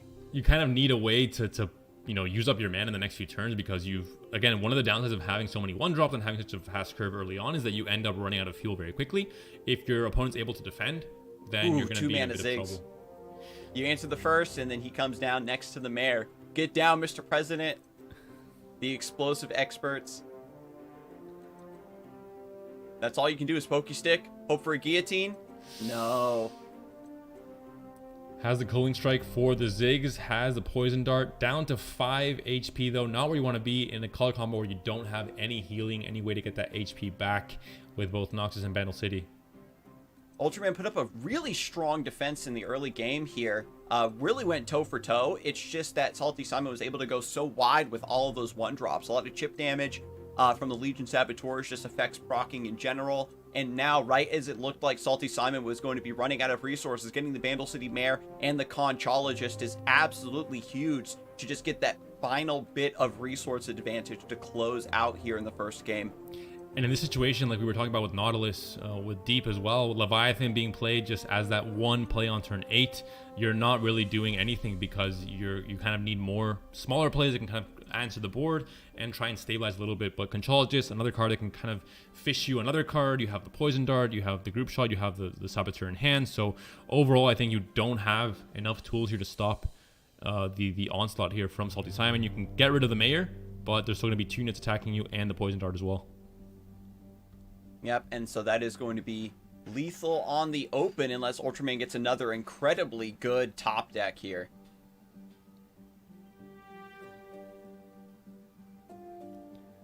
Conchologist is not going to be too slow. Simon's Simon just going to continue to develop. Another guillotine. And that will be the surrender from Ultraman in this game 1. Very quick game, nothing much that Ultraman could do. I think the pressure was too high. This is what I was talking about with the decks Simon plays. He plays decks that win, that are efficient at winning, and that win fast, and that give you no breathing room whatsoever if, for his opponent. And we saw it there with Ultraman. He was able to hold out against Ragnarosic. In this case, with the triple 1-drop, with the double Ziggs draw as well, that's just able to apply more pressure and be quite resilient on the board with the 4 health. And then just the Mayor coming in clutch, the Conchologist coming in clutch. It was just too much for Ultraman to handle.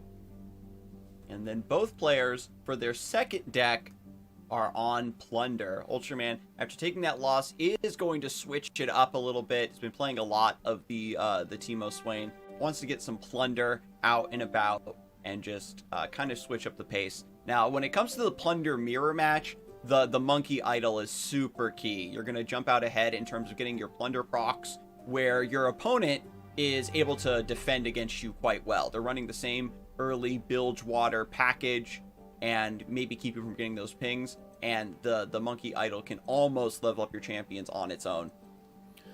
Simon here not going for the Jagged Butcher on turn 1, instead playing out the Crasher Corsair. A bit of a delay there, but I think we're back in action here. Mariah Warden coming down now on the turn 2 swing.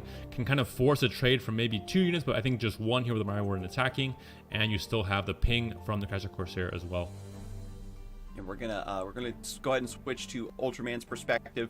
Get eyes on the triple Yordle Grifter in the hand. So there's gonna be a lot of nabs, and you're also gonna be nabbing a lot of cards that you just want. Cards that directly synergize with you. And who knows if we'll have, Salty Simon and Ultraman just fighting and swapping with each other's Feel the Rushes. Salty Simon does not have Feel the Rush, is running triple Dreadway. And as you were saying with nab, one of the biggest downsides is when you're playing against a deck that, you're nabbing things that don't synergize with your deck at all, that are very kind of specific to like a combination of 3 or 4 cards. It can be a problem with things like Lurk, for example, etc. But in this case, it's a mirror match, so anything you draw is just good for you with a discount as well. And I love Mariah Warden getting the Otterpuss here because you attune, and then you also get to take a look at Ultraman's hand. Here goes Grifter. It does work into a boosted Grifter. You love to see it. Because of the Omen Hawk, both players getting very strong pulls off the Mariah Wardens. There's a Powder Monkey coming in, guaranteeing the Plunder, which is one of the key things, obviously, in this mirror match. Whoever levels up their Sejuani and their Gangplank first. And depending on the attack token, you're going to have a big advantage going into the late game. Yeah, you need the Sejuani to just completely wall out your opponent from being able to swing on you. And if you force Plunder to rely on purely burn, it actually does give you a lot of time. If they don't have an incredibly aggressive opening. Ultraman down to 13 HP. And now with boosted Monkey Idol, thanks to the Omen Hawk coming onto Salty Simon's side, that gap is going to close very quickly. And there's some more damage coming in, just again trying to guarantee the plunder here, trying to get the pings on the opponent's Nexus on every single turn. The top deck here for Ultraman were very good going to the late game. He has both now the Gangplank and double Dreadway, and I think he's done all his homework regarding to the different plunder effects. If he hasn't, he has 2 more Yodel Grifters and a whole lot of warning shots. And warning shots, main decked and coming from your own draws, can sometimes, you know, be a bit bad because you're going to dilute your hand value in general. But when they come off the Yodel Grifter plus the Nab card as well, it just feels so good as a plunder player. So here it is. Ultraman just going to play out the Gangplank. Doesn't pre-level with the warning shot. Maybe hoping to debate a little bit with a Desperate Monster Harpoon being cast. Because looking at the board state right now, there will be a pretty strong swing with the AoE. With the keg, there's a Make It Rain. The Make It Rains always hit the Nexus for Ultraman. Going to level up the Gangplank now at the start of the next round. We're going to get another barrel generated into a beautiful open attack to just clear the board and get that first push of burst damage that he's going to need to close this out and bring it back. And there it is, like you mentioned, the attempt at a Monster Harpoon onto the Gangplank. Instead, we're going to see the warning shot being consumed here. Like I mentioned, it's not going to be that, it's going to be quite expendable because there are a lot more warning shots coming from the Yodel Grifters in the future, and the Gangplank survives on 1. So the hand for Simon slowly being diluted of resources, that Monster Harpoon not as effective as he would have hoped, and we'll see what those last few remaining cards are and if there are any big power plays coming up for Simon as well. Jagged Butcher being developed for some extra defense against this swing. That gives Ultraman, I think, some signals that there's not parley. Going to go for the open attack anyway, just to get this AoE in case there was like a top deck of a parley. I mean, Gangplank at 1 HP, he's so vulnerable already, so you might as well just get the value while you can, and that is a whole lot of value to get whenever you can. They're 5 HP now for Simon. The Sejuani is here as well for Ultraman, but I think he wants to go for the more even, Yodel Grifter first, and then he has a Monster Harpoon backup when there's still 6 mana up for Simon, so he has that, big bit of damage if a Gangplank comes down. And the whiff! So it's going to be Sejuani or Feel the Rush off of the top for Ultraman next. Salty Simon has a wide board, has defense, has a little bit of card draw, but if you're forcing yourself to just swing and desperately get as much damage as you can around the sides, you're leaving yourself with less defense against Ultraman's counterattack. And Ultraman, at some point on turn 4, he pressed like the late game button, and he's been getting nothing but bomb after bomb after bomb. Dreadway into Gangplank, into Dreadway, into Sejuani, into Feel the Rush. And so with Salty Simon, he clicked the aggro button and got a ton of early game. Wrong button. Really strong pulls off of Mirai Warden. But now, Sejuani leveled up for Salty Simon, hitting the board. And we could see, Sejuani right back at Simon in return. We saw 8 mana currently for Ultraman, so he has enough mana for the Monster Harpoon still once it is discounted, but he's not going to have a way to plunder actually this turn, so it's not going to be a possibility. I think the biggest thing is just getting rid of the Sejuani because of the fact that, we see that warning shot still in hand, and it would just stall out the attack next turn for Ultraman.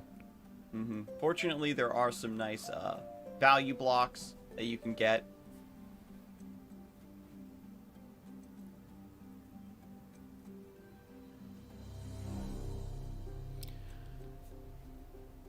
And Feel the Rush can come down as well. Nothing that really Simon can do about this unless he freezes everything yet again, which he can do, of course. So it'll be a bit of a stalemate between both players. Yeah, the Feel the Rush gives you the Sejuani and also a Gangplank. And so that's going to start generating barrels. So even with the Frostbite, you're able to just attack with the Gangplank, get that AoE damage, and start clearing. If there was a bit more burn in the hand for Ultraman, I could definitely see Dreadway being part of the equation, but now you're just looking to wipe the board, right? You attack with the Gangplank, forces the warning shot, and it just wipes out all of this small fry units on the back line, and then you're just narrowing the board down. And most importantly, the Crasher Corsair, which is kind of the easy plunder proc next turn to make sure Sejuani gets the freeze effect yet again, now that there's no warning shot in hand. But now there is no Corsair. We'll see what cards are left in Simon's hand, if he has a way to activate the plunder even from Sejuani. We've got a Gangplank that can come down and generate a barrel. And there's a warning shot picked up from Ultraman to guarantee that no damage goes through here. At least combat damage. Yeah, it's typically a liability to have a barrel in play versus Overwhelm, but as long as you can detonate that barrel and get the Frostbite, you are good to go. The risk here is Sejuani's Fury of the North to rebuff this Sejuani. And Ultraman is thinking here, do I want to target the Dreadway or the Sejuani with the Monster Harpoon? If he's thinking about Fury of the North, then he wants to go for the Harpoon first. The buff gets applied to get the health to make Sejuani survive the Monster Harpoon, and then you can warning shot to get the Frostbite after the fact. Yeah, and that might be what's going to be happening here. And because of the plays and because of the hand from Simon, it could be assumed that there was a second Sejuani in the hand as well. So there's a warning shot. Now we'll see if there's a second stop here. 1 HP for Simon now. Yeah, no answer. And so then we get Grifter. And that's into the warning shot. There's a surrender from Simon. 1-1. Ultraman ties this game 2 in what was a pretty close and pretty, kind of back and forth plunder mirror where it seemed like Salty Simon had a great start. Then Ultraman took over with his, huge late game hand, but that Sejuani coming in and that huge trade in favor of Simon put him back into the game. But in the end, I think his health was low enough. He didn't have enough of a hand, really. I mean, he just ran out of resources early on with a more aggressive hand, and Ultraman was able to finally take over at the very end there. Yeah, the feel the rush difference, right? Yeah, having that extra bomb of getting the wide board, getting that extra Gangplank. If your opponent maybe was thinking about trying to answer your Sejuani or had the answer, there was no way they're going to be able to answer 10 HP.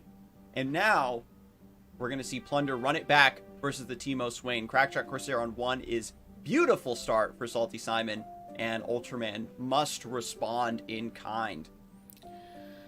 I like the Scorched Earth. Yeah, can be very good against the Dreadway, against the Gangplank, against the Sejuani, and all 3 targets that I just mentioned are already in hand for Simon. So he has the great late game hand already, and a pretty good start with possibly the Merchant drawing into some surprising answers from Ultraman's deck as well.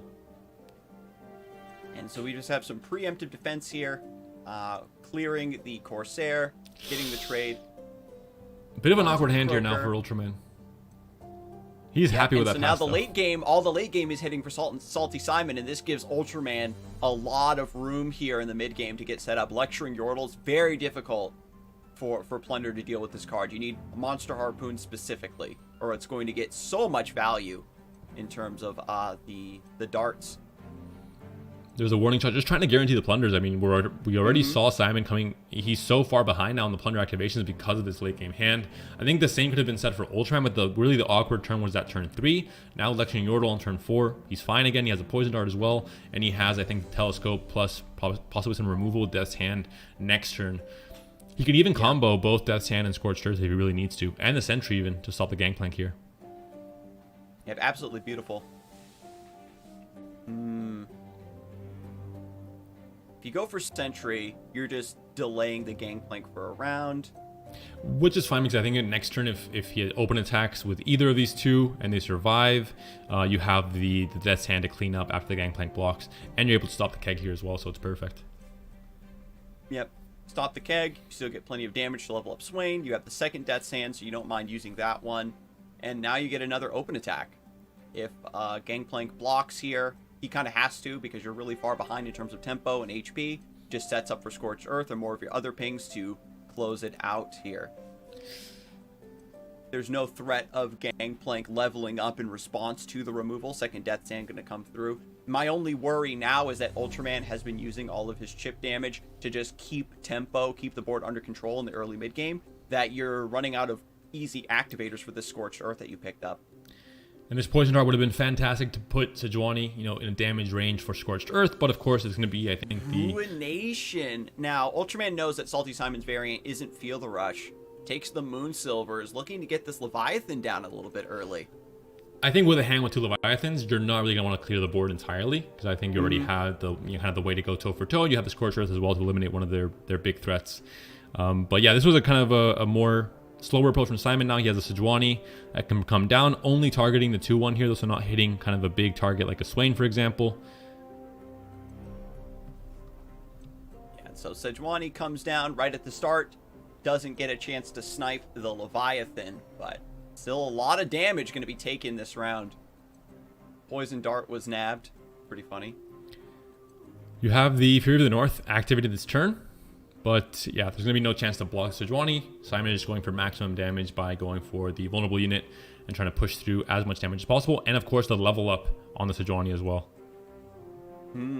Now, Ultraman is calculating 6 HP versus Plunder. I've played this deck before. I know what it's capable of. Can I go down to 6 here? I have a second Leviathan and wants to take the damage. Says if I can keep this, if I can get Swain Leviathan set up, I just permanently wall out Sejuani and Gangplank from threatening to end the game, and then I just close out based on burn from here. And that's a god tier hand. I mean, all 3 Swains and both Leviathans going into turn 8. What more could you want if you were Ultraman? We'll see if there's any answer. I think both decks have a similar kind of champion strategy of kind of walling out your opponent with these alternative, threats with the stuns from Swain and obviously the frostbite pings from Sejuani. And so the Ravenous Flock here, I really don't.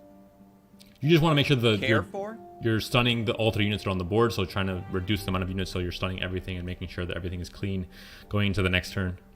I guess so. You have hidden pathways at the start of the next round if you like. And there's a triple stun, so all 3 of those units are now useless. And oh my god! And then you have the Pokey Stick to stun the next development. There's a Gangplank coming down, especially with these 3 units being kind of useless. It's gonna be harder to kind of overwrite Sejuani because you can't play it again because you have one on the board already. So it's kind of held hostage in that way. Hidden Pathways coming down now for Ultraman. He is at 6 HP, so it is a bit of a dangerous place to be in, but he has also trying to set up the lethal off of the Leviathan for next turn, possibly. Yep. And so this pings the Nexus, stuns the Gangplank.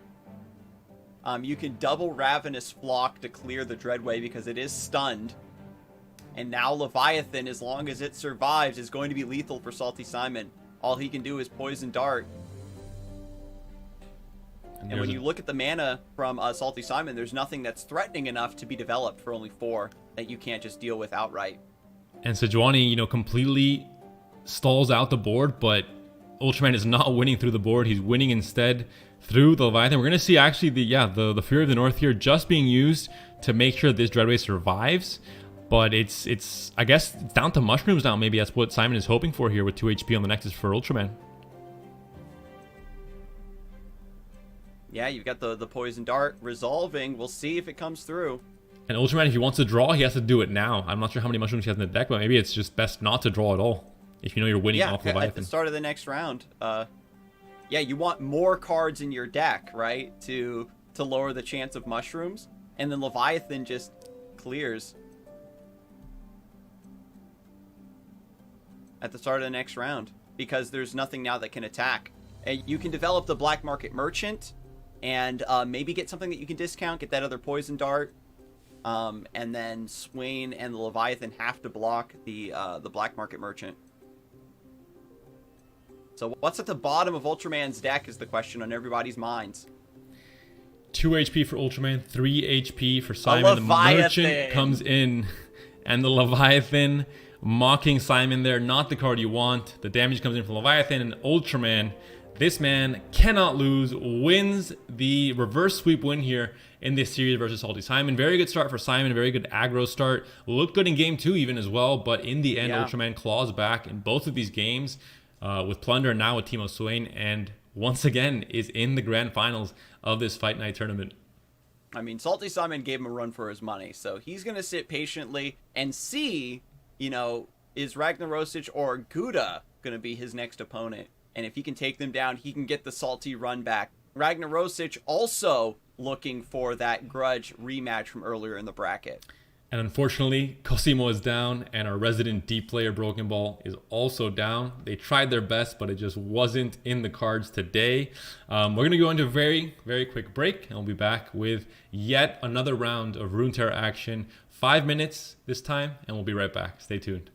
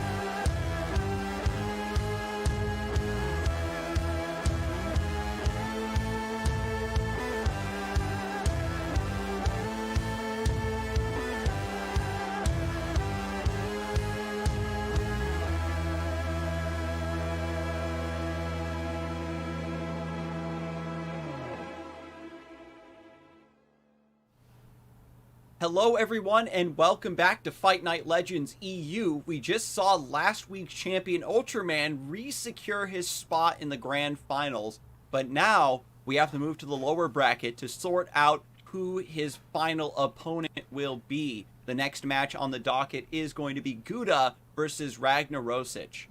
And Gouda, player that we saw really, blow up into the scene last season. Just the moment the EU qualification for EU Masters started off, he was at the top of the rankings basically, and he did not let go of that all the way through. Teddy, I think, ended up jumping him at the very end, but overall he finished top 5, and it was his first, at least the first time that he came into my, mine as a competitive player that really was at the very top of the rankings. And he did so playing a lot of Draven Scion. I think you can easily say he's one of the best Draven Scion players, I think, in the world, just from how dominant he was last season, at least on ladder. Obviously, in the EU Masters, it was a different kind of story because it's a team-based thing, and obviously, maybe he wasn't accompanied by other super experienced players as well. It was kind of a newer thing for them. But they still made the top 8, and they still had kind of that dark horse storyline. And I think he's still considered, definitely one of the most improved players, or at least one of the newer experienced players in the scene the past 2 or 3 months.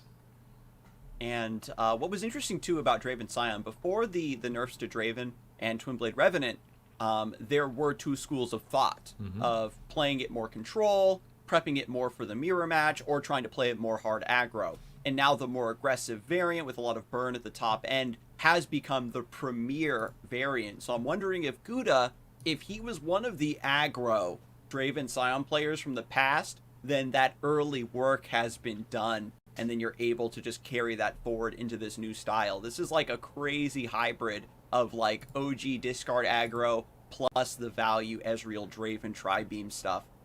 And if you're a viewer watching from home and you're not sure who to root for in this matchup or in the tournament, let me give you a little secret tip. Gouda is actually a big fan of anime, and his name comes from a character in an anime. So if you're an anime fan, root for Gouda. He is one of the he personally said this in one of the interviews with the EU Masters stuff. So he is a proud anime fan, and even his name comes from an anime. A little tidbit of information. I think Scarzig is not impressed by my little tidbits of information. You got the tidbit. I thought you were going to keep going. You're saying he's a fan of anime. Are we allowed to name specific shows? No cease and desist, please. But it's okay. Anime good. Seal of approval from Scarzig. I was talking about anime on my stream yesterday.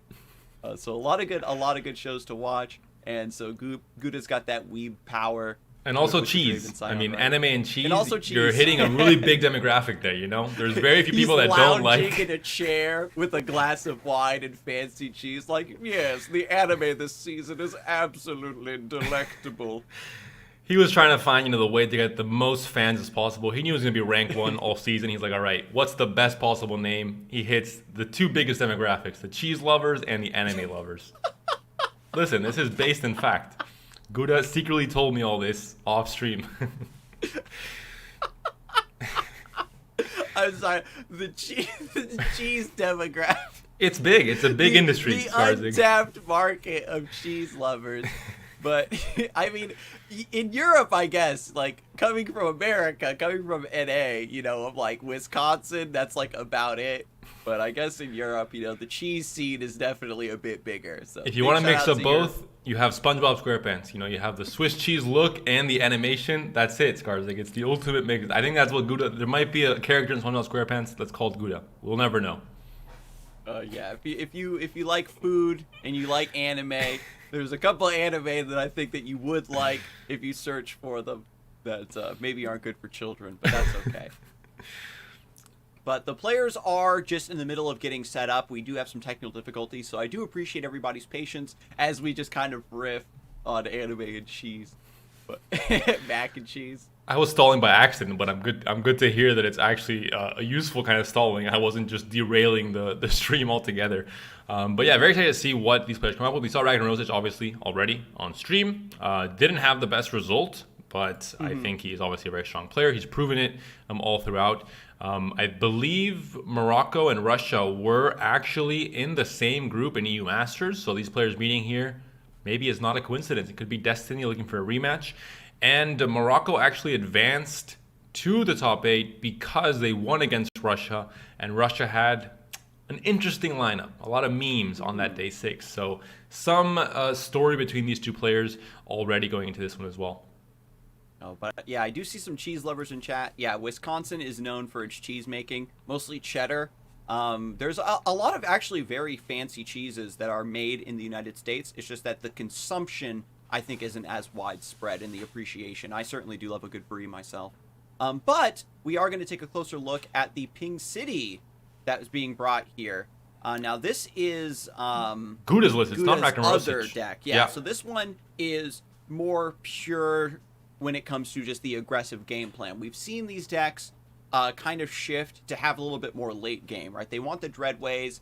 They want like maybe Monster Harpoon to try to cover their mid-late game, because the nerf to Tenor of Terror and the nerf to Stone Stacker means you aren't getting as much consistent damage in the early mid game. You try to shore that up with more late game, but this one wants just more. It's just going more swarming with Mirai Wardens to still get those wide swings, and also cutting a double up, which is important. This was something I remember you had mentioned, Panda. It's a card that, as players have gotten very used to playing against this archetype, it's gotten harder and harder to have it connect and actually be a viable threat. So I do appreciate cutting the double up and just trying to get more damage early to offset the loss of that late game burst.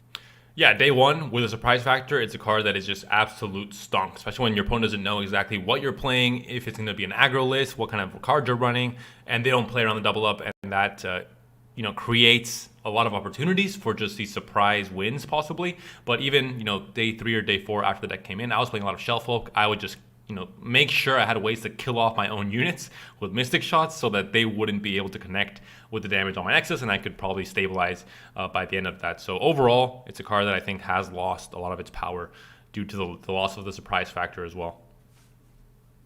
And overall, when you play a deck like this that has that chip damage, just very strong cards from both Bilgewater and Bandle City, you can find those wins. And we've seen it time and time again, where you just have a very strong curve, like early Crackshot Corsair with Inventive Chemist, a decently wide board, and then Gangplank comes through to just kind of close things out. If you have that perfect timing, that changeover, so to speak, from your early to your mid game goes perfectly, then you just beat your opponent down. And we've seen a lot of games go very fast in today's broadcast, simply because of the aggressive slant that Bandle City has brought to the metagame, but also just the ability to punish your opponent for having poor draws. And biggest difference is Jagged Butchers making a showing in this list compared to Ragnaros that has no Jagged Butchers and has instead the 2 Dreadways. So we talked about the 9 1-drops, or sometimes in the past we've seen 12 1-drops in certain decks. They have a very, very fast curve. In this case, Ragnaros decided for kind of the safer route with some better top-heavy gameplay, with the Dreadways coming out and having ways to end the game past turn 5 or 6. Yeah, I am a huge fan of this archetype when it first hit the scene right back before the World Championships. I loved the innovation, and again, that surprise factor allowed it to get so much mileage. The aggressive game plan allows you to still fight against Draven Scion. And honestly, I think that a lot of the aggressive lists that are running around right now are still keeping that deck in check. Despite the sort of shift in the recipe for Draven Scion, it's still considered to be a very, very strong deck. And Gouda, being a longtime pilot and one of the best players, as you mentioned, is very comfortable still bringing it in his lineup. And that's always a treat when a dedicated player is saying, well, despite the nerfs, this deck is still good. And we saw tons of Draven Scion last week. And I think that the lessened presence of Draven Scion probably meant that players were anticipating a lot more counters, right? A lot more just hard aggro burn, maybe some more mini-morph style decks. I'm still waiting for the Darkness champions to come out of hiding and show us how it's done, because that's a deck that just, at high levels of play in tournaments, it looks like a completely different list. And the biggest thing with Draven Scion, there were nerfs, yes, but there were no nerfs to Scion, which is kind of the scariest part of that deck, and really the biggest, finishing act of that deck as well. So we're starting things off right away. It's going to be Ping City versus Ping City. Different versions of the deck, yes, but still a lot of similarities, and this can definitely be considered a mirror for both players. Yeah, the lack of late game, I think, matters very little. If your opponent beats you down in the early mid game, you aren't going to have time to set up a Dreadway, most likely. And to be fair, when it comes to Dreadway, there isn't enough like raw burst to make the Dreadway an enormous threat outside of double up, right? You have like the darts and the the individual pings that just get increased to 2 damage. It's more about Dreadway also increasing the attack power, that the damage that your units deal. So you need to have a wide board along with the Dreadway hitting the deck, so to speak. And in a mirror match, your opponents can be able to contest you in that way a lot better. Lecturing order for both players, a great mid-game forward to come down. We see the hand here though for Gouda. He has the Gangplank, he has the Double Twisted Fate that can definitely answer to a wide board or to a single threat that's definitely, a Gangplank, for example, next turn if it's developed from Ragnarosic. So I think a pretty good hand here for Gouda to start applying a lot more pressure in the late game.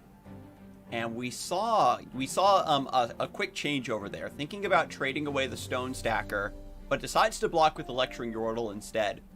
In order to have the poison darts go through to clean up the Lecturing Yordle instead of going directly onto the Nexus, and by keeping the Stone Stacker alive, you just get that guaranteed 1 damage from the impact. So a very interesting line. I'm looking forward to seeing if it does pan out, because it's the small decisions like that where you're missing 1 or 2 damage or gaining 1 or 2 damage that's going to make or break this list. And Gouda finds the triple TF hand. Maybe a bit too much, because pick a card is not the card it used to be. It is not that ideal. It's not a card you would pick normally if you were given the choice. And having obviously the champion spells, the repeats, you don't really have much of a choice there unless Wizard Fate dies every turn. So a bit of an awkward hand for Gouda possibly going into the late game. Ooh, red card. Now, a lot of players would go for gold card there. Red card just pops the barrel, trades overall, gets damage on the Nexus. Excuse me. And I think that we could see a very nice trade here. Maybe Lecturing Yordle goes into the Gangplank, sets up maybe Pokey Stick with that final mana to clear that body. And the red card really signals that, he was expecting an attack with Gangplank, obviously. There's going to be a block from the Yordle. It's already at 2 HP, so it's already quite vulnerable, let's say, to removal. And there is going to be probably another Twisted Fate, even a cleanup here. Another red card for both of these units. And Gouda might see this play pattern. He might expect it. Yeah, there is a red card. So he could have played into it a bit. And this is what you talked about. You play the Twisted Fate, and you try to get him dead as quickly as you can, so you have access to the next card in the cycle. And so now Gouda, also in a pretty rough spot here. You can play the Dreadway Deckhand. You don't have a fast speed answer to pop the barrel. You can go for gold card to kill Ragnaros' Twisted Fate, but that's really about it. Gonna go for the Chemist instead. This at the very least allows you to block the Corsair. Despite the awkward hand, Gouda is still very much ahead in terms of HP, so maybe this does give him enough wiggle room, enough breathing room to relax here. Yeah, you could have gone for, I think, the Keg red card, but there's so much interaction, like we see here with the Make It Rain, for example. I think it's not worth the setup and the risk, especially in the situation where your opponent's attacking. You can't just priority pass and then try and set up everything. So I think it's better to go for the red card here. You get some more damage on the Nexus, down to 8 HP now for Ragnarosic. You get a block here, and you're able to just clean up again with red card next turn as well. And so now, with again just a weird mid game, things are looking a bit rough for Gouda. But instead of going for the red card, goes for the Dreadway Deckhand, just to take a waiting play and see if Ragnarosic is going to develop one more unit into the red card. And I think it's fine in this case damage, because you're not depending on the Keg to kill things, because of everything's already at 1 HP. It's kind of like an extra. If they do play out something that has 2 HP and they don't have a way to answer the Keg because they played Make It Rain last turn, then great, you get all that extra value. But if not, you're still cleaning everything here. You have now 2 units to attack, so you're almost guaranteeing 2 damage to go through, and you have the double up for the extra 4 because there's not enough time. Oh, never mind. Mariah Warden comes in, and you have 2 blockers now. Would have been a perfect setup for Gouda. He had a kind of tricked Ragnaros into thinking, oh, I have the blockers, then suddenly in one action, Twisted Fate comes down as a new attacker, eliminating 2 blockers as well. But there's the perfect answer here from Ragnarosic. It's like, attacking here is important to, just get value out of the Twisted Fate quick attack, keep the board under control.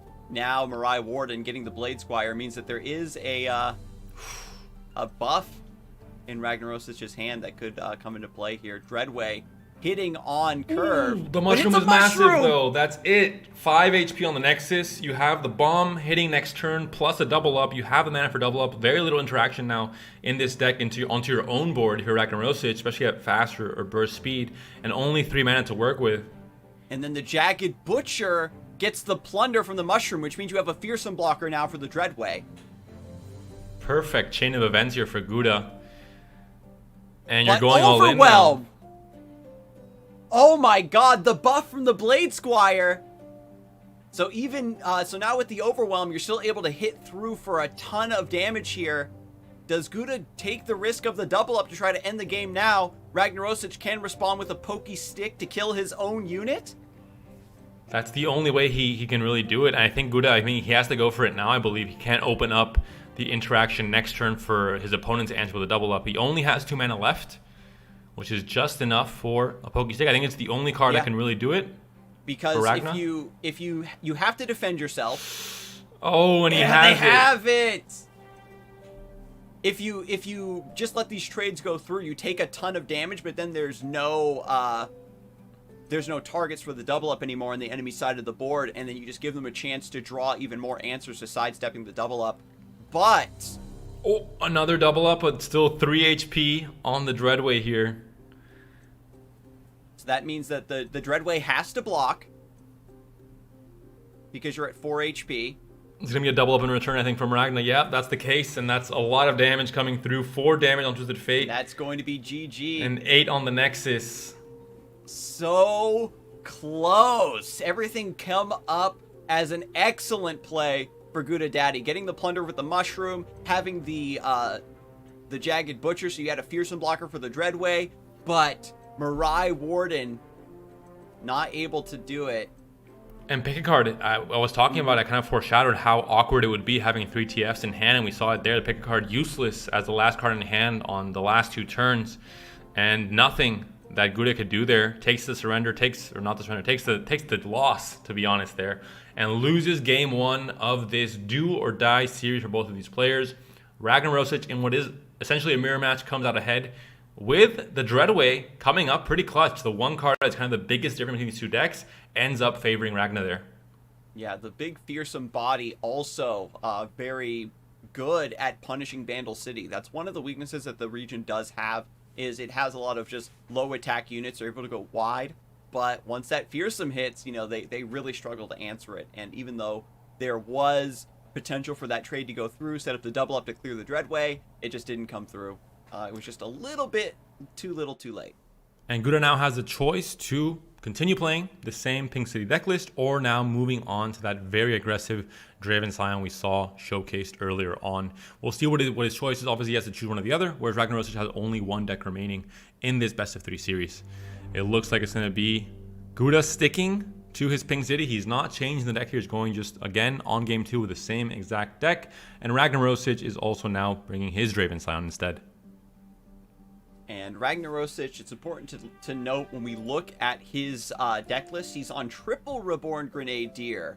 Some people only run 2 or maybe even 1, but the triple Grenadier, triple Rummage means that this one is looking to hit hard and hit fast. No Captain Farron in this variant.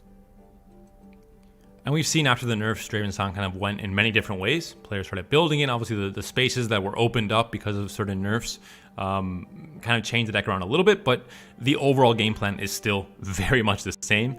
Do as much kind of damage as you can in the early rounds to make sure you're going down to that 12 to 14 HP range on your opponent's side.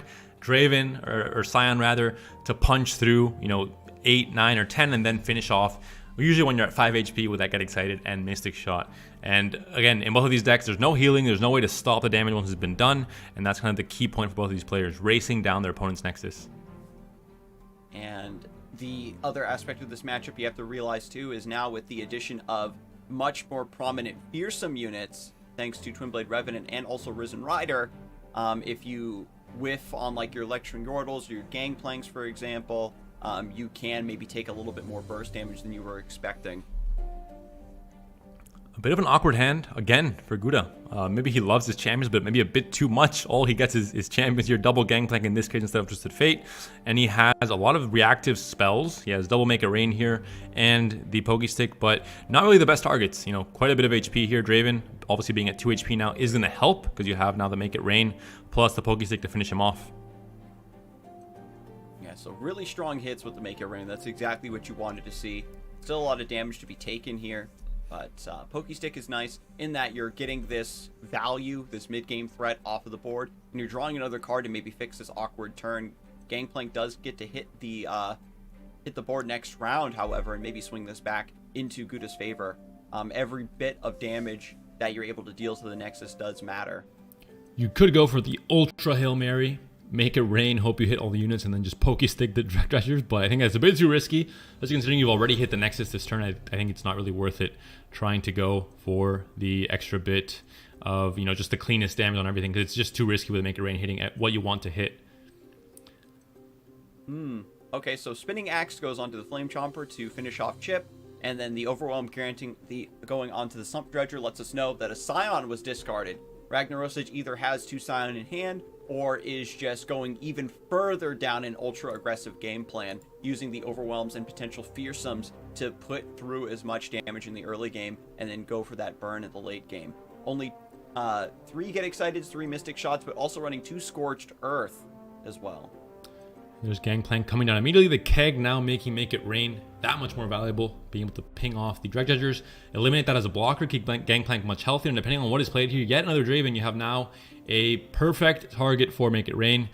I think it's fine to attack it to see what happens, and then you can just Make It Rain after the effect. If it kills the blockers because of the Overwhelm on Gangplank, it doesn't really change anything. So I think you're fine doing it this way. I think Ooh, the Axe onto the Sump Dredger, trying to trade up into the Gangplank, punished by the Make It Rain, responded with the Mystic Shot. So this means that the Dredger will only take 1 damage, a lot of HP being forced through by Gouda, but Gangplank does go down, which is the main objective. Draven now going to try to carry the rest of this mid-game on his back. We'll see if Ragnarosic did have the double Scion draw, or if he's going to live to regret discarding that big boy. And there's a Fallen Rider coming down. You don't have a Fearsome blocker yet, but you're able to play Lecturing Yordle here for 4 mana here. You still have the Poison Dart available, fleeting, but there's still 4 mana that Ragnaros can use here as unit mana to try and put even more pressure on the board. Doesn't seem to find a way to push through that extra bit of damage. If you're not too worried at this point, if you're Gouda, you don't block here, you keep the Corsair for your extra game, your own game plan, because your opponent is 11 HP right now, and you're able to clean up the Draven slowly with a Poison Dart into possibly the Pokey Stick next turn. Or just going face. Yeah, Gouda is also, I think, sniffing out that maybe the Scion was discarded just because the rest of the hand was maybe too valuable to get rid of, and is going to try to get through here with Scion not being should be a level able up, to yeah, punish. it is. Gangplank comes down, leveled up, applying his own form of pressure. Not, I think, as much as Scion does, but still. With the 10 HP on the Nexus for Ragnaros, this is definitely now a race between these two players, and Gouda has the hand to do some crazy things. He can Pokey Stick still this turn, he has the damage from Gangplank as well with a Keg, and he has a chance to maybe pathways into double up, or just find double up and maybe end the game on the swing from Scion, depending on how much damage is pushed through here. So Scion hits, but he's not leveled up. There needs to be another unit in hand with this Spinning Axe to get his level before he potentially dies to blocking the Gangplank. And with this wide swing now with the Mirai Warden, if you force your opponent to block here, maybe the rally from the Scion doesn't matter too much. It's going to depend on what there is in hand from Ragna, if he has the burn to end the game. It's not going to be enough with just a Scion rally. Obviously, you have a chance now with Scion to block the Gangplank, but there's so much damage coming through. You have the Poison Dart as well. And everything has to block here. We get 3, 4, 5, 6, 7 damage in total this round.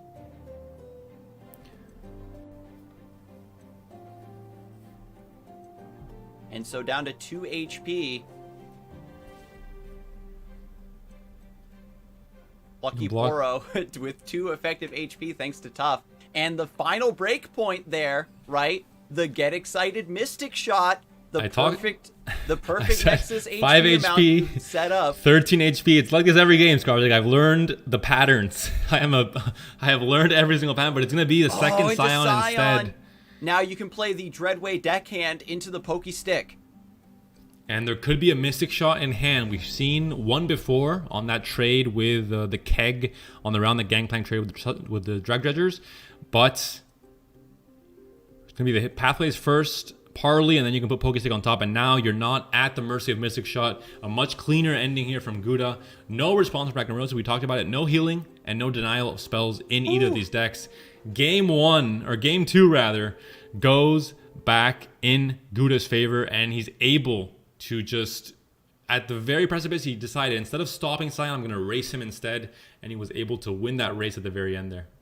That is one thing that Ping City does reward you for, is knowing exactly when to shift to that full face game plan. You're so tempted to use your chip damage and your pings to set up good trades to keep the board under control, but I think especially now with the loss of Tenor of Terror, it's more important to get even more focused in on I can burn my opponent from here, and also that final play, right, of going for hidden pathways to play around the Mystic Shot.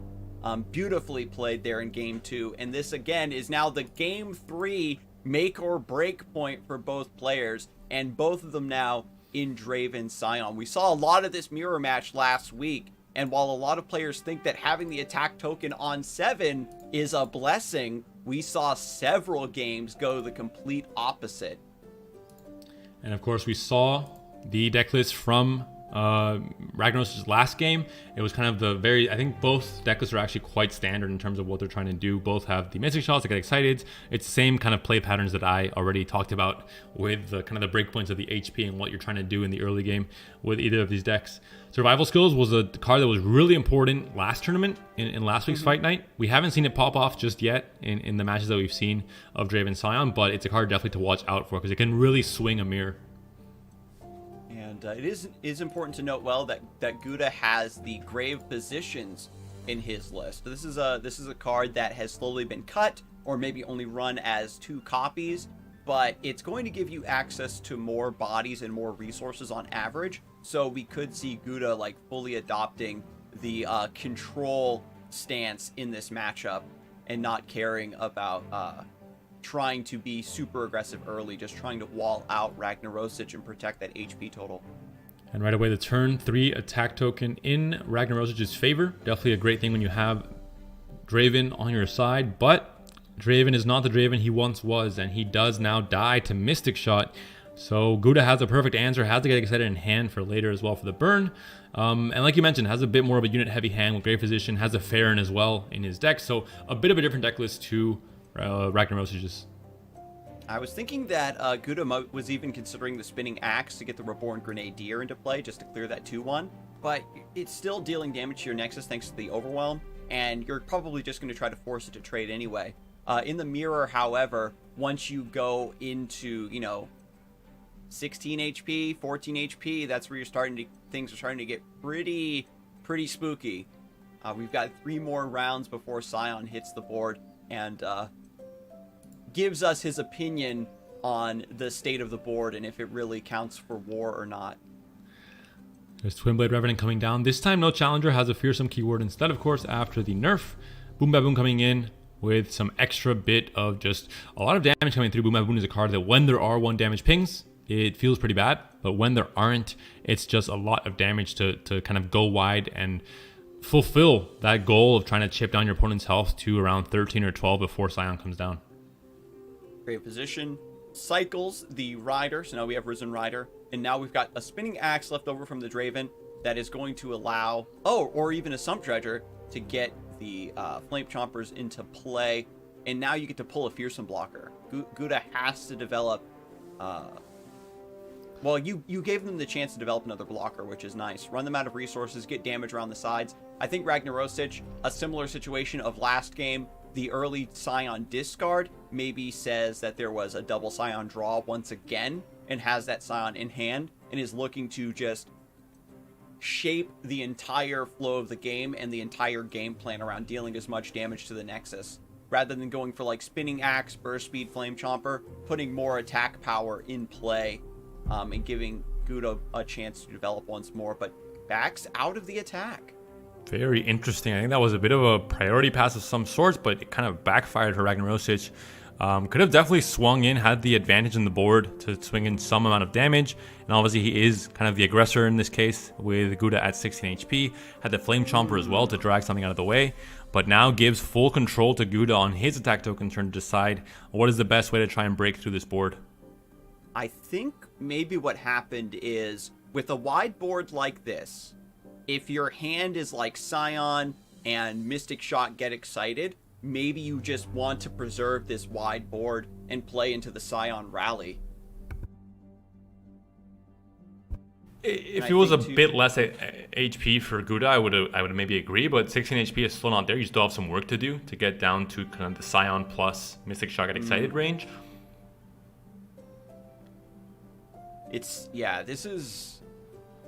This mirror match never plays out the way you think it's going to, I think. There's like a general game plan that you want to try to play towards, but your opponent is always going to have a lot to say about preventing you from playing exactly the way you want. And I think while there was a lot of schools of thought about how to play this deck and how to build it in general, I think that now Turn 7, no maybe Scion. Different schools of thoughts with approaching the mirror. Turn 7, no Scion for Ragnaros. Going for the swing here. Like you mentioned, kind of a locked state on the board, a stalled out board right now with both players not really wanting to go into the bad value trades on the board. And Gouda's hand is just a bit awkward because it's too unit heavy. You have too much units. You don't have the space for them. You don't have ways to play them out efficiently without being punished for it.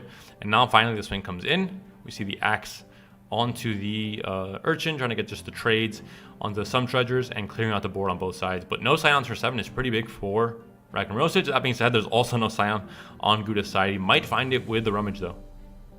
Missing out on this final opportunity of like that turn 7 burst could give Gouda the time they need to now take over the game with the late game priority, right? The Captain Farron, etc. To kind of come through. We have now Flame Chompers, Arachnoid Sentry in hand to stop the Scion, double Arachnoid Sentry rather, which Ragnarosic does not have. So we do have a lot of Scion counters here, and maybe that's what Ragnarosic is fearing, saying if I try to go all in on Scion and get stopped by Sentry, it's bad for me, so it's better for me to just have a wide board, keep the threat of Scion, but just have my squad do work here. But without Overwhelm, and with plenty of fearsome blockers being generated by Gouda, the Ragnarosic plan of board-based dominance really doesn't go anywhere. This is just kind of the weird state you get into when you don't have a Scion on either player's hand. It's just stalled out. No one can really push damage to because there's so many efficient ways of getting blockers on the board with Flame Chompers, with the Reborn Grenadiers, with so many now cheap cards you can play out. You kind of lost soul, giving that infinite value of having units to play every turn, even if you've already played 2 or 3 per turn in the last few turns. So this is what ends up happening when you don't have that big win condition to add a lot of pressure in the late game with a Scion. Like you mentioned, the Farron possibly for Gouda as well if he finds it, but until now, both players, it seems like they're sitting on very similar hands. And with survival skills still part of that equation, you might find yourself in a decent attacking position, but you're afraid to press that advantage. It's kind of like a Fiora Shen scenario, right? Where the first player to take a really bad combat that makes them lose control of the board just suddenly can't bring it back. And Gouda has not dealt any damage to Ragnarosic, which is another aspect we have to analyze, because if Gouda does get Captain Farron or Scion before Ragnarosic is able to, you still have plenty of HP to just kick back and take that big Scion hit, and then once you start forcing the dance, that ballet of Scions and which one dies first and who gets to rally and who gets to attack, it completely changes the texture of the matchup. This double Scion whiff going into round 9, round 10 starts to basically become its own game. It's a aspect of the matchup that needs to be studied. Scarzig, I have to mention, I think that's the first and last time I will hear the term ballet of Scions ever pronounced on stream. For next time, I want a Scion Salsa instead, okay? I think that the alliteration works better. Scion looks like a salsa dancing man to me. Is this what passes for salsa? But he's getting stunned, and so he's going to be sitting out this dance number, and Draven is going to take the lead. A couple daring Poros now hitting the board, and they're going to deal a little bit of chip damage and maybe set up for a full burn game plan. And the daring Poros, yeah, funnily enough, is one way to actually push through damage in this kind of stall out situation when there isn't an elusive blocker here for Gouda. Happy to take the trade here. But just that little bit of chip damage, it really starts to add up. 14 HP is the key. Push through some damage with Scion, and then try to burn out. The longer the game goes, the more time Ragnarosic has to get that burn or get some rummages. And Gouda is not finding the Scion himself, is running out of ways to cycle his deck, has played out the Urchin, has played out the Rummage as well. And again, he can stun the Scion the moment it's played in this attack token turn, but the next one he can't. But there it is.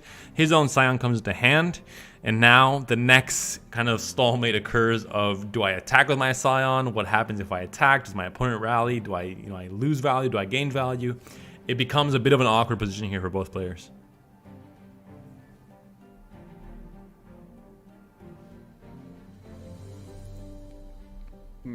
There is...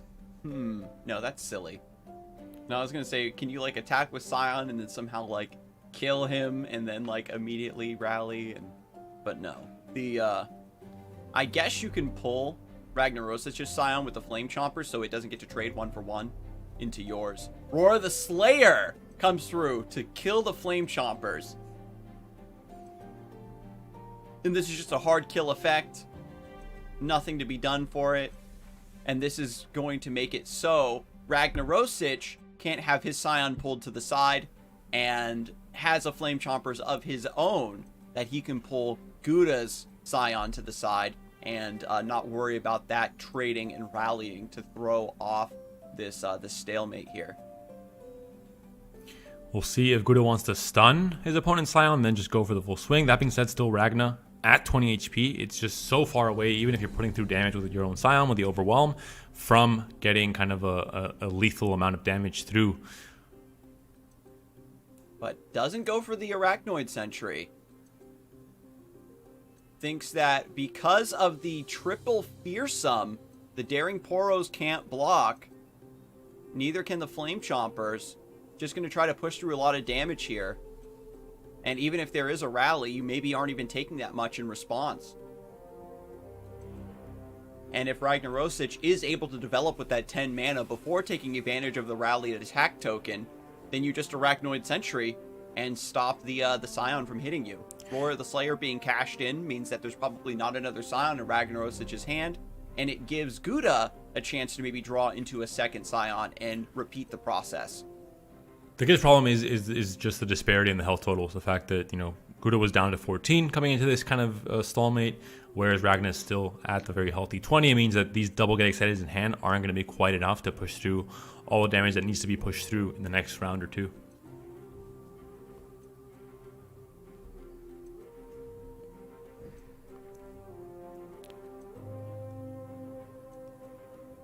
And the damage is locked in. Here's going to be 8 damage coming through on this attack turn from Gouda, 4 from the Overwhelm on the Scion, and 4 from the Fallen Rider.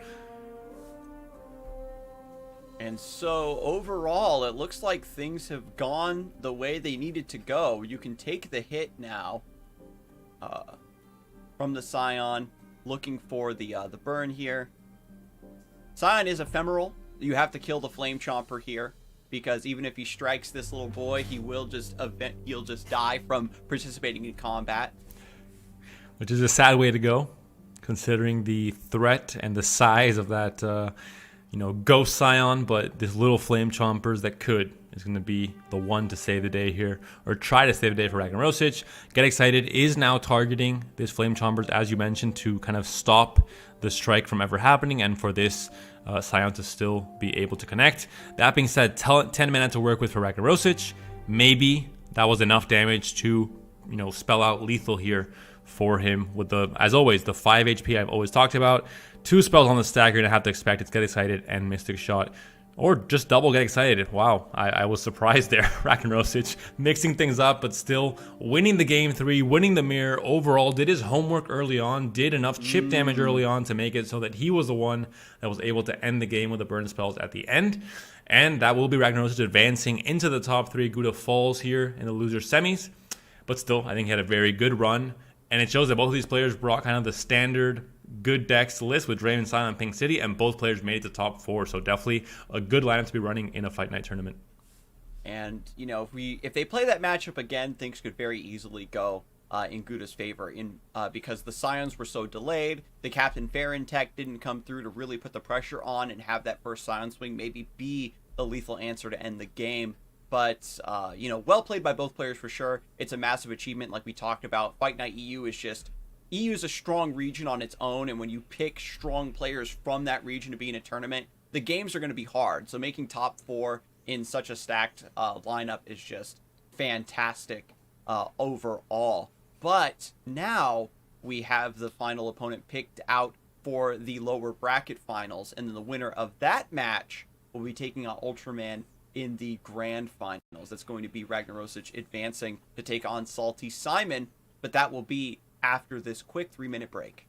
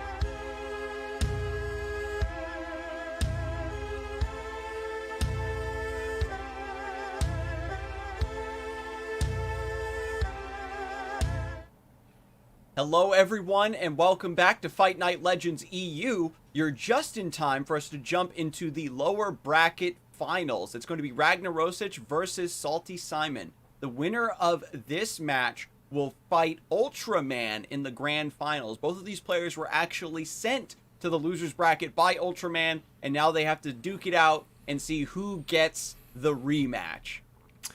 And it's a tough position to be in, obviously, trying to face off against the winningest player in Fight Night history, someone that you know is not going to fold under pressure. Someone's not going to get nervous. They just have what it takes to just win tournament after tournament after tournament. And they have a interesting lineup as well. Plunder is going to be a very strong deck for Ultraman, but also that Teemo Swain to look out for. That being said, we also have Plunder in this matchup. Salty Simon was one of the players to bring it as well, and it's been just a very consistent deck overall for any player that has brought it to any tournaments in the past few months. Now, this isn't the Feel the Rush variant. Opting for the triple Dreadway means you're going to get a lot more burn towards the top end. Feel the Rush is nice, but sometimes like just playing Dreadway into that last little bit of chip damage is the way to go. Only one Monkey Idol as well. So I think that this version perhaps isn't looking so much to level up the Gangplank and the Sejuani, is looking to just have a wide aggressive board, and then you have the Dreadway to double that final bit of damage that you need to get the lethal. And the Zap Strafing is a card that I think has been cut from some version, has been played a little bit less. I think overall it's not the card it used to be, even though it has not changed at all. And it was always considered one of the strongest cards in Bilgewater. The power level of things have gone up a bit, and I think overall removal has kind of gone up. A lot of pings nowadays for 1 or 2 damage. So I think it's not really the card it used to be. But still, obviously, the 2-for-1 and drawing you a card like Warning Shot, for example, or Parley, or Make It Rain is going to be very important in this deck. A little bit of elusive damage might be the secret, though. The very aggressive slant, despite everything, still very, very aggressive. And the Monster Harpoons have just been a fantastic inclusion for this deck.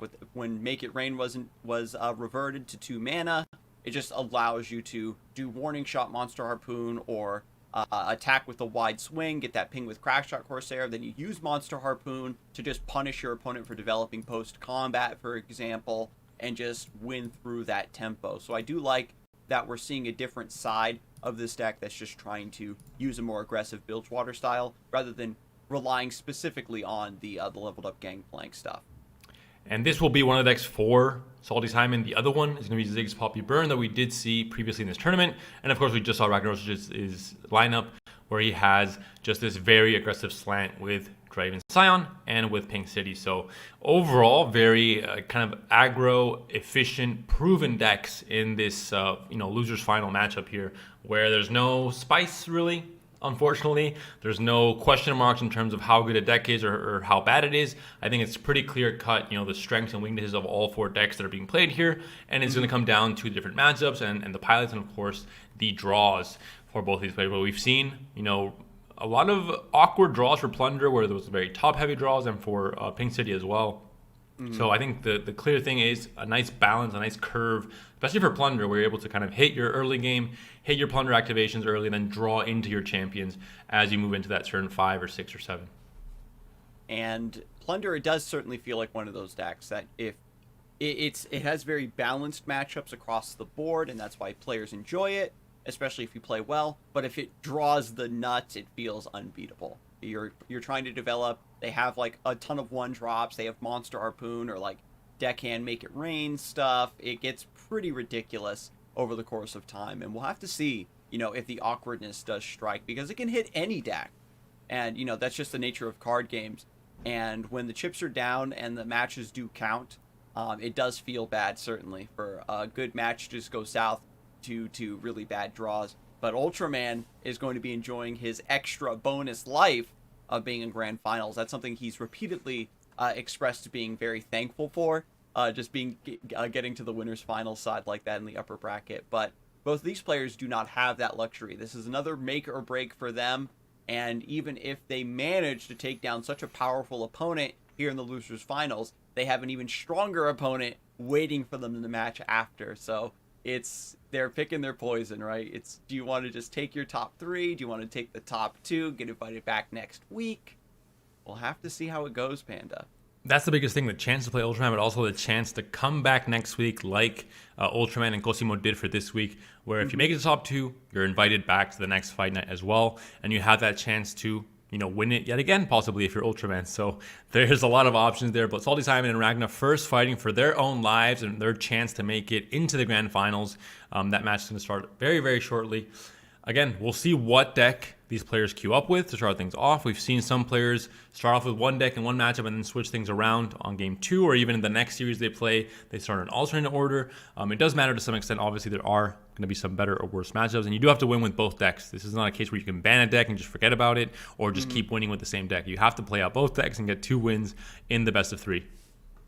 And when you decide which deck to play first, because you have to get a win with it eventually, it's more about which one are you more warmed up on. Sometimes players will switch decks just to throw their opponent off. They just got done playing against Draven Scion over and over based on like earlier in the bracket, and you just change up the matchup where you catch them off guard, or you just force them to do a little bit more mental exercise. As we get later into the bracket, this is usually the time where we start to see players really start to get fatigued. Even if you're playing fast decks, at high levels of play, the aggressive decks do still need to account for a lot of lines of play and draws from the opponent, and it's just that mental exhaustion that starts to kick in, and we'll see like some really weird mulligans, some iffy plays, but you have to forgive the players because it's that pressure's compounded just at this bracket of competition, this caliber of player.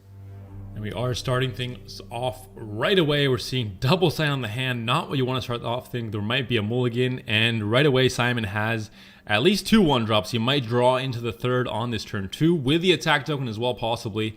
But there is some early game here to answer with a Boom Baboon, with the Urchins from Ragnarosic and the Poros as well. So he has actually a really good hand to kind of fend off aggro in the first few turns.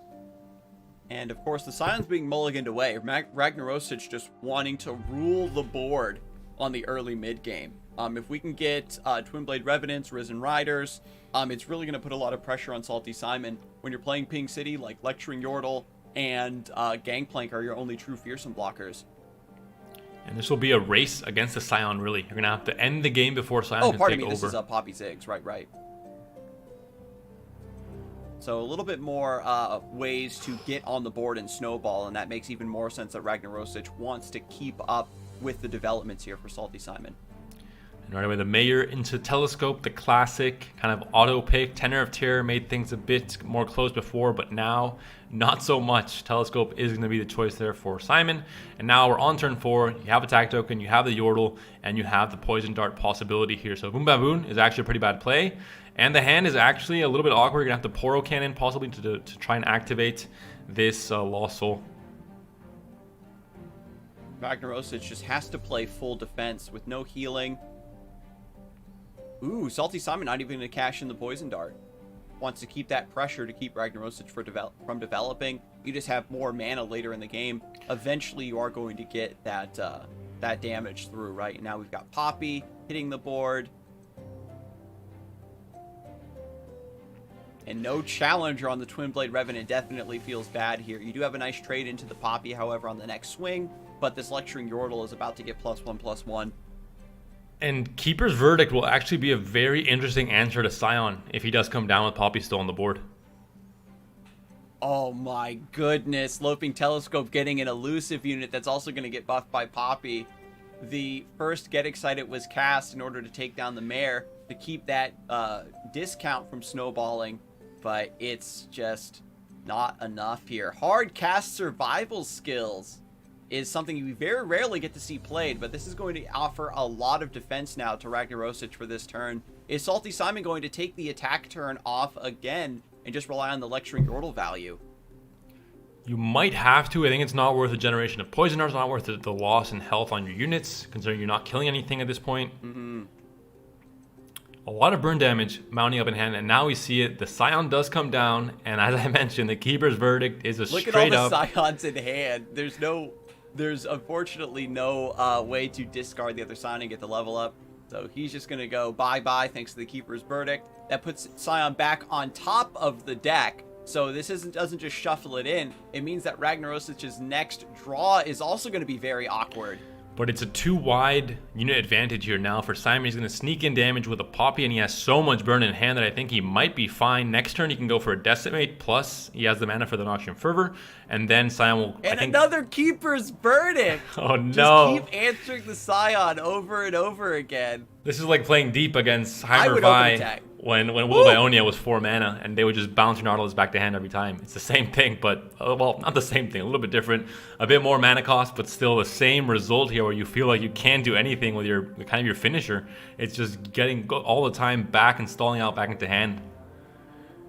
And so, Poppy being played very patiently, getting a wide board, getting that AoE buff, but unfortunately, she still goes down to the Twin Blade Revenant, so even a wide swing was put through. It's basically just to solidify these lecturing Yordles, right? And you're happy just going for the finish here with the Poison Darts, with the Decimate here now down to 7. You're hoping to draw. Well, you don't even need a Mushroom. You have just Noxian Fervor plus Decimate is exactly 7 damage next turn, and there's nothing that Ragnaros can do about it. We talked about the fact that these color combinations have no healing, have no spell denial, have nothing they can do. Oh, and there's a Mushroom. Just in case, a little bit extra damage. And I cursed it. I talked about awkward hands, and the triple Scion draw proved to be a bit awkward. Fortunately, Reborn Grenadier was able to come through and level up the Scion at the very least. But yeah, just gonna deal damage with the. I guess there is a counterplay Demolitionist here available with Get Excited or the. I guess not even those enough HP on some of these units, but I guess if you're scared about a combination with Get Excited and Mystic Shot or Roar the Slayer. Ooh, double Roar the Slayer is gonna catch up that Imperial Demolitionist to deny this 2 damage. You still have the mana now for Fervor into... Yep, you've got Fervor. You have Eyes now. You see that that's Risen Rider and Twin Blade Revenant as the remaining cards. But still doesn't go for it.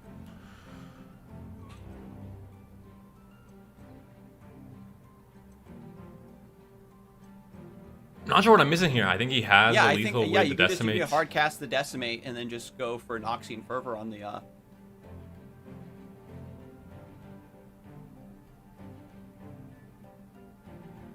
I'm really not sure what I missed here. There might be a card that Simon is playing around to some extent, but he had the mana to do both, I believe.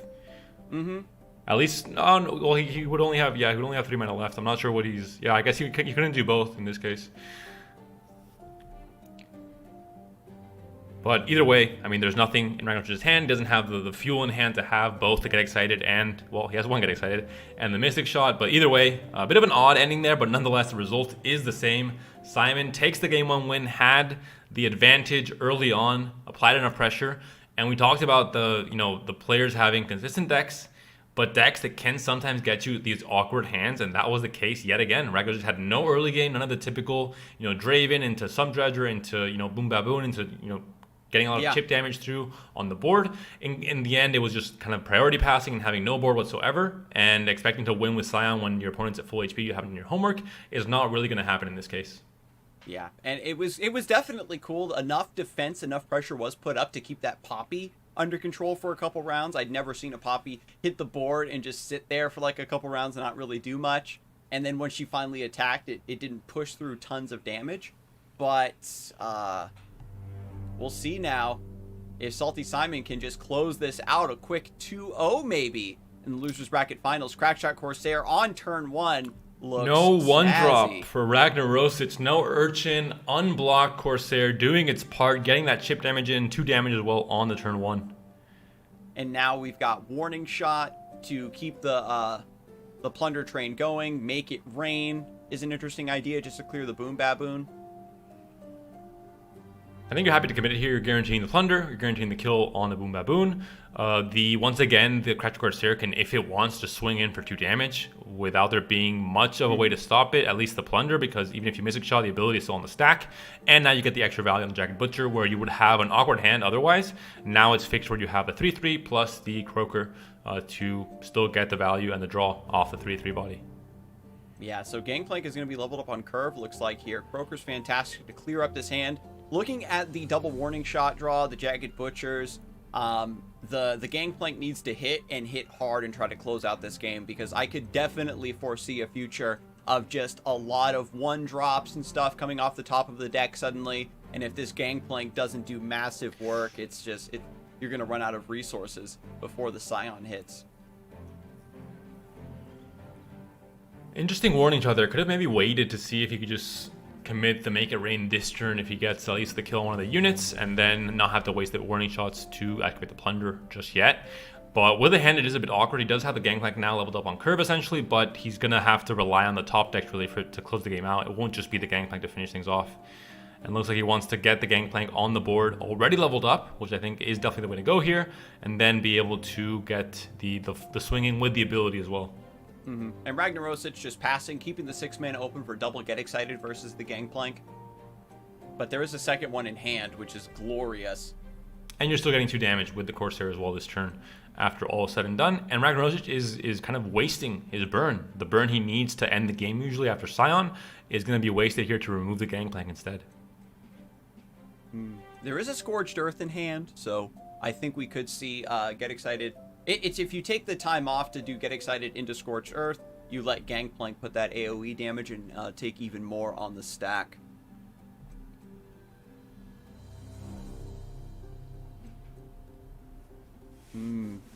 Taking a slower route here. Gangplank gets his ability on the stack, gets the extra bit of damage. Survival skill comes in, but that's still overwhelm damage that's pushing through, obviously, on the Sun Dredger. Regardless. And the Corsair. And I mean, that is so much damage coming through. You have the warning shot, so essentially Ragnaros is down to 3 HP. Yordle Grifter means that he's down to 2. There's a chance to nab a Mystic Shot or a Get Excited. Excited. And I think if both of us were thinking the same thing, I think that means it's going to happen, Scarzig. The Caster Blessing working in tandem. Mystic Shot, we haven't seen it in hand just yet, so where could it possibly be? I think at the very top of the deck, waiting to be yoinked by Simon to end the game here and move on to the winners. I like this pass, too, because once you've done so much early work as an aggro player, you just can kick back and chill. Get survival skills. Cheeky. Not really the best card. You can't really discard it unless you yoink another discard synergy card. So just gonna make Ragnarosic nervous onto what it could be, but not what it is. Yep, so still a little bit of damage coming through. Yordle Grifter developed just as a fearsome blocker, of course. You're still going too wide here. You have the damage. If one of these two connects, you're going to have to Get Excited, obviously, one of the 2 units on the board. Dreadway. You can't play Dreadway just yet. Could have played the Gangplank there, but instead going to opt to dance instead. That is Simon's decision here. Playing Gangplank or dancing? Dancing is the better option. Mystic Shot or Get Excited the Corsair to stay at 3 HP, and Simon can just develop the Gangplank, and then he gets a barrel for 2 damage warning shot into a 3rd warning shot. So that is burst lethal now coming through. No way to respond to the barrel. And Simon salty Simon definitely knows this since the moment he started breaking out the moves. Definitely knows he's winning this match and winning this series with a quick 2-0 on Ragnarosic. Somehow the players got together today. They got into a huddle at the very start of the tournament and said, all right, let's speed run this Fight Night tournament. It is not even 7 p.m. and we are moving into the grand finals. I'm not sure how we're going so fast, but I think the answer might be in the decks the players have brought. Consistent and just efficiently fast at just ending games. Draven Scion, Plunder, both the Poppy Ziggs and the Pink City decks we've been seeing in the last few rounds are just very quick at doing what they do best, which is ending games on around turn 6 or 7. And after even taking a look at some of the other decks in the game, like we had a couple Lee Sin decks brought, and I felt like, you know, the threat of Eye of the Dragon would wall out a lot of these aggressive Bandle City decks, but I think what ended up happening was just like the 2-0s of the Thralls, for example, underperforming. And so you have the Lee Sin to back up against aggro, but because you can't get the win on the second deck you brought, you just can't advance in this format. And Targon is like the only region outside of Shadow Isles with a lot of healing, and the only Shadow Isles healing focused deck right now is maybe Darkness, which is a deck that players are very scared to bring. Scarzig, if you think the smile on my face right now has anything to do with us not seeing Lee Sin today, that is absolutely false information. I will, I plead the fifth. That is not what is happening here. Definitely not the case. But yes, there were 2 Lee Sin decks. We did not see them at all. Unfortunate, very unfortunate. Would have loved to see some blind man kicking things action, but not the way things have gone today. Instead, we get to see very, very fast games. I think very exciting games though, because all the decks are trying to do similar things at the same pace. So it ends up being these games where it's 5 HP on one side, 3 on the other, and kind of this very back and forth, which I personally like to see a lot, and I think has proven to, provide fast series, but also I think entertaining series for the viewers. Yeah, it's definitely been very entertaining, and we have the most entertaining game coming up after this break, the grand finals between Salty Simon and Ultraman. See you soon.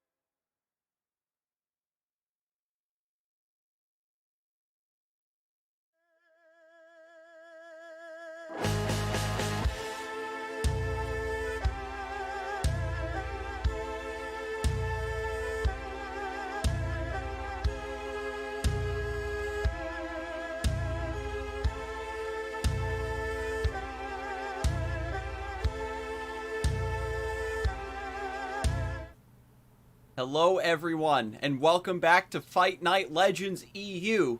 And boy, do I feel bad for the people who maybe thought that they could wait a little bit before they tuned in and catch the latter half, because we're already jumping into the grand finals.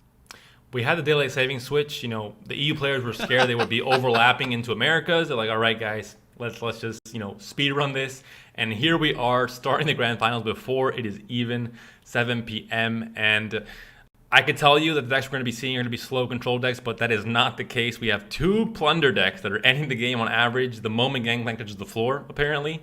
And then we have just a very, I guess Teemo Swain is maybe a little bit slower with Leviathan and Swain kind of coming in, but still very efficient at closing out games and having just these very effective finishers, let's say.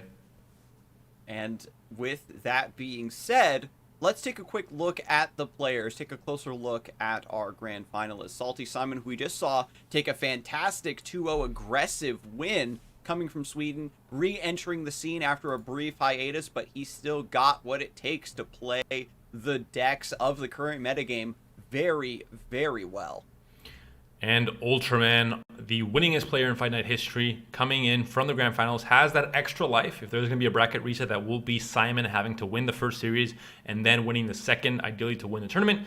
If not, of course, Ultraman, if he wins the first one, 2-1 or 2-0, he is yet again Fight Night champion and just keeps adding keeps adding the kind of the tallies on the scoreboard.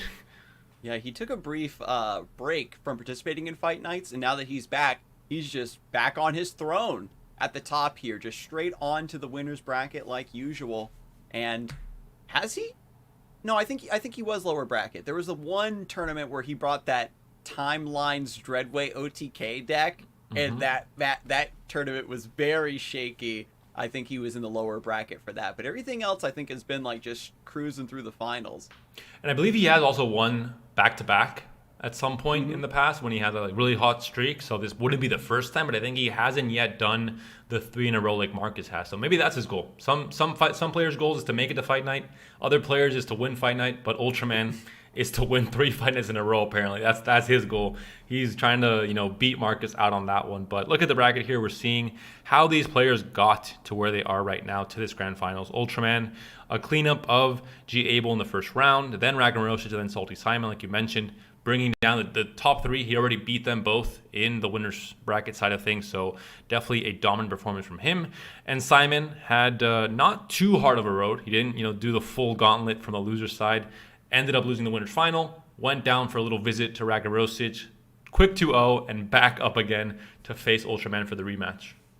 Yeah, he was able to take one game, right? It was a 2-1. It wasn't a clean sweep, and that means that there is potential in the cards for Salty Simon to still make this a 2-0. And this is, again, the same thing that happens with Ultraman, right? Where your challenger in the grand finals is playing something aggressive, plays something with potential to win the best of 3, and they do, but then Ultraman is able to just shuffle the cards and try one more time, and then that potential evaporates.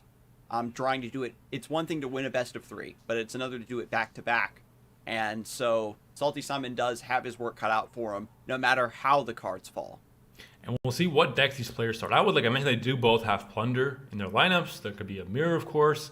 And again, Mirrors, in the end, the decks are so similar. There is the Feel the Rush difference, but other than that, they perform at a pretty similar play pattern, pretty similar level. And it can come down to just draws at the end. But it looks like it's not going to be a Mirror to start things off at the very least. It will be Plunder for Ultraman, and it will be the Poppy Ziggs Burn for Salty Simon. And the ability to keep up on board is definitely there for Plunder. It's just that outside of Monster Harpoon, you can't really stop the Poppy. And if she's able to attack at least once, reinforce the rest of the board, suddenly your removals like the Make It Rains and stuff like that don't line up as well against the smaller units, and into trading on board, and that level of value that's drained away from the opponent gives Poppy Ziggs so much time to convert and draw to their burn game plan at the end. Contrologist normally offers some very interesting choices. In this case, Stress Defense I think can, be lumped in as interesting. It has ways to really maybe stop lethals in the end game against things like Sejuani and Gangplank that are trying to, deal damage through Overwhelm. And Salty Simon opting not to block, even though he's giving Ultraman a Plunder proc, he wants this extra body in play to combo with the Poppy that is going to drop here. Gonna play the Saboteur first. This is, recognizing, okay, or what are you going to do? Are you going to kill my mare to take away the Poppy discount? And Salty Simon is rewarded, of course, by playing the 1-drop into the Poppy, just taking a slower scouting play. Now has a beautiful wide swing against Ultraman's developed board. And this is a scary, scary swing to look at. Poppy, of course, surviving the combat is even worse because usually you want, obviously, the Poppy to, you force her to swing to get the ability off and to get the pump everything else off. But Poppy survives, and now you have to, go through on a way to kill this Poppy before she can get that value yet again on the next Dark Token turn. Bandle City Mare was nabbed by Ultraman, and he definitely loves to look inside the box and gets the Loping Telescope. We are on the Fiesta train. What do you think this is going to grab? Equinox might be good. Elusive ain't bad. Ultraman decided that the last thing that Plunder needed to really be top tier is to also play the Bandle City pile, and he has found the way to do it. He has nabbed the Mayor. I do like the Kingpin as well because you get it discounted off of the Mare. And so you just get a nice swing here. The big problem here is still this Poppy. There's no Monster Harpoon. There's no direct way to kill this Poppy off. You have the Make It Rain Hail Mary to try and kill off. Ideally, it's not a Hail Mary when you're Ultraman. He literally picks all 3 targets. It's so good every time. Look, if he would have blocked with the Yordle, I'm telling you, man, Salty Simon recognized. He was like, he got that flash of fear. Like, wait, Ultraman's a main character. I can't take this block. And now all of a sudden, Sejuani is going to come down. He's going to be able to stabilize things with, I think, all the plunder activation we've seen from Ultraman already. But this swing will still hurt here. Although now you have, obviously, the Kingpin and the Mayor both are able to, try and trade off with the Poppy and block some of this damage. Although the Yordle will survive with the extra health buff. Yeah, we have a lot of plunder activators, but not many things that, again, respond to the board. And this is what I talked about with Poppy. By buffing her allies, it means that taking a chip damage trade and setting up for the Make It Rain or whatever to clean up post combat just doesn't work anymore. So the presence of Poppy takes away the tempo and the way that the Bilgewater decks love to try to control the early mid game here. And let's see if with the damage that's being threaded now, it's going to be enough for Ultraman to be in trouble because of the, we see it in hand. Decimate, Fervor, Pokestick, Poison Dart, a lot of burn damage already saved up. And if you're taking 4 here down to 9, you have no way to heal if you're not running Tavern Keepers in this list. And of course, Salty Simon had the option of like Fervor, try to protect the Poppy, try to get that level up, but from this position, of course, you just want to start sending everything to the face. You could even take a slower play and just rock the Decimate here. Gets the Fervor off before there's a Monster Harpoon to stop it. There's a warning shot just to get the plunder activation on this turn. 4 out of 5 now for Sejuani. Or 3 out of 5 still? And here it is, Pokestick and Poison Dart sets down to 4. And that means at the start of the next round, Ultraman's going to take an action and die to the Decimate. Game 1 getting wrapped up here by Salty Simon. The Poppy was too much to handle.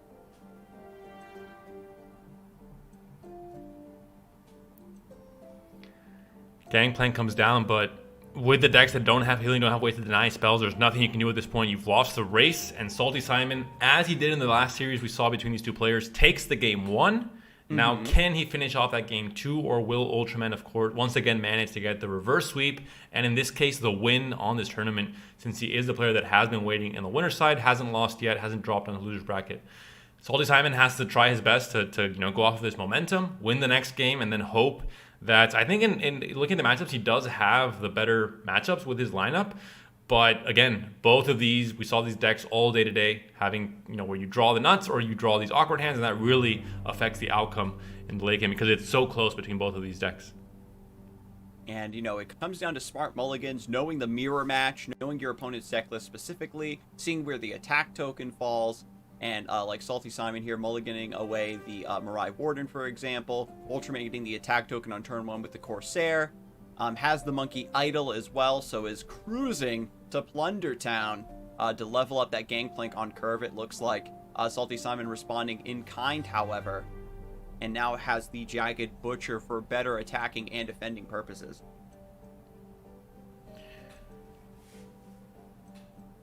Ultraman going wide here, trying to get some extra chip damage on the board. Not going to get the best value trades, but still, I think you can always kind of clean that up with Make It Rain later on. And has double Corsair, of course, double ping here. Definitely gets the plunder activations. Can play out the Merchant on this turn or the Monkey Idol. Yeah, it was a very cool idea there for sure, to just play out the Jagged Butcher, to have fodder to proc your Crackshot Corsairs. And going for the Monkey Idol here, I love... You would get punished specifically by like Warning Shot, Monster Harpoon to clear the idol, but then that Salty Simon taking a turn off, basically not doing anything, and you're feeling very good because Ultraman has the Feel the Rush tech.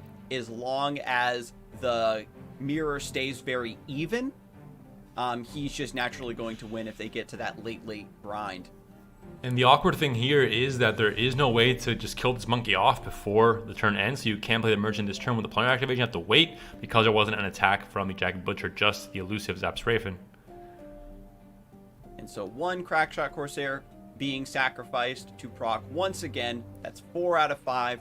Next round, we are going to have Warning Shot to level up the Sejuani, and Salty Simon also keeping up with his plunder procs as best as he can. A good steal. Oh, a good steal. Merchant, The chain so good to, might be coming in so here. So good to get. Because now you get more blockers, you get more cards, you get more value. Double discount on the Dreadway, setting up for the next round. It's a big hit here, though. I mean, you can't really kill a Gangplank off. You don't want to block with the Merchant, but I think you have to at this point. It is a big hit coming in, and you can't block the Elusive either. Just a good start for Ultraman, but a very awkward mid-game with the cards he was dealt. No Gangplank. Sejuani's on turn 6, so just a bit late. You're able to play Dreadway now. Sejuani next turn leveled up. And now we've got Monster Harpoon plus Parley to finish it off. Thanks to the plunder there, discounting that. And when you are in Ultraman's position where you're playing a value-oriented game, you know that you win the late game. You're adapting that stance right from the start, and your mentality shifts as well to play towards that line. And so you're counting on Salty Simon to not have a very aggressive or very strong draw in the early mid game. And so now we're seeing that idea kind of get punished, right? Where Salty Simon does indeed have the Gangplank, gets the big swing, has their champions about to level up, and this Sejuani now has a very high chance of sticking to the board because we've got 2 Monster Harpoons down and out of the way. And we have the Fury of the North here, which is the biggest thing. You're able to still kill off this Gangplank if you want to with that second Sejuani you have in hand and the 4 mana you still have available.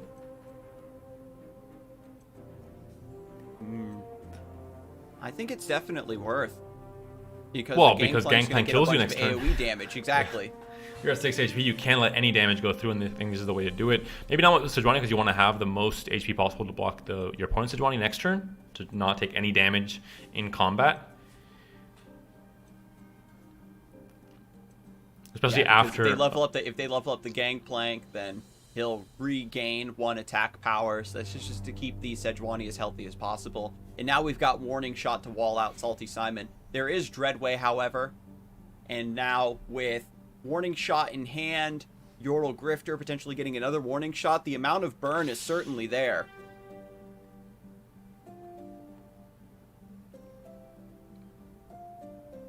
And then even the Crackshark Corsair proccing off of the Zap Spray Fin.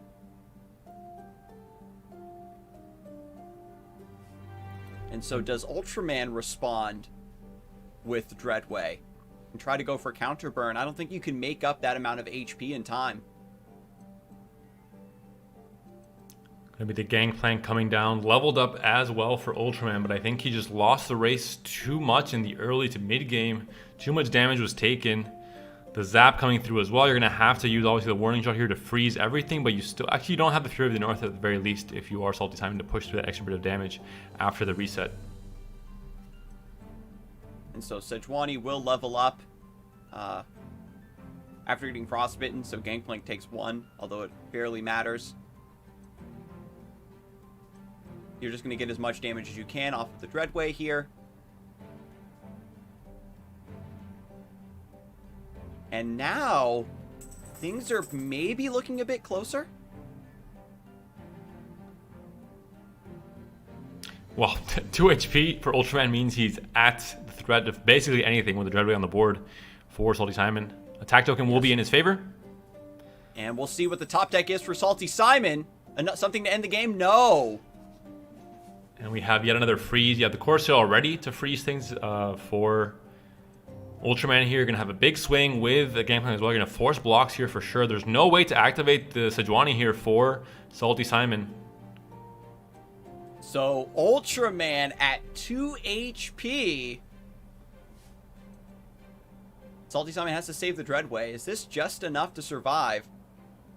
Down to 5 HP, so still pretty respectable. Has the Warning Shot, has the Parley in hand, has the Zap Spray Fin to tutor for even more burn. Gangplank is also surviving to create another barrel next round if you keep that slot open. But there's nothing you can do. The warning shot off the Yodel Grifter now with the Dreadway still on the board. You can't kill the Dreadway this turn. If you play your own Dreadway, you have to parley first, but there's going to be the warning shot immediately. And there's nothing you can do here if you're Ultraman. Warning shot goes off at burst speed, and game 2 goes to Simon. He gets the bracket reset, as it could not be any other way at Fight Night EU. And we will be seeing yet another series where Simon has to try and do the same thing he just did, just do it again. Quick 2-0 games against Ultraman to win this tournament.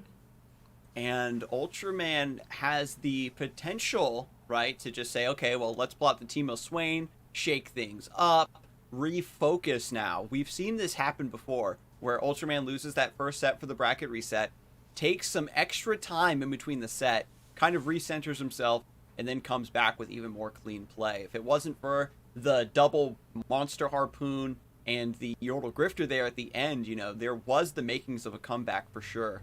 But now, jumping right back into it. To take some time, I think you're forgetting we're trying to speed run this tournament. We're trying to end, you know, before 7:30 to get the record Fight Night finish. And these players are aware of the script, despite the, you know, the small slip up with the bracket reset. They're trying to do their best to just go straight back into it.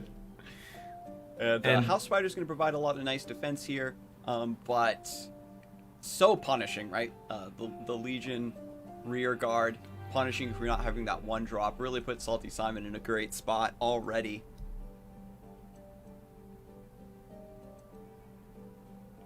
And even though there's a very powerful early game curve, a couple one drops, we've got Pokey Stick for reload as well as Mare. So Salty Simon doesn't look to be running out of resources anytime soon.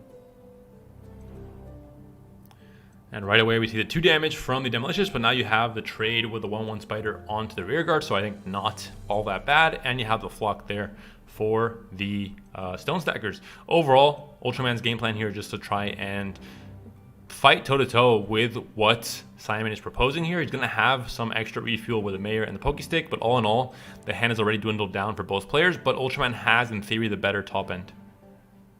It's unfortunate, though, that so many resources have gone onto the board to just keep things under control and keep things stable, and then Salty Simon perfectly, again, hits this Mare and the Pokestick to win the resource battle. Teemo Swain does have the luxury of also running hidden pathways to maybe reload, but it's all reactive from here. And even though a really very strong defense is coming through from Ultraman, you're still taking a little bit of damage here and there. And eventually Salty Simon's deck just stops caring about developing the board anyway, right?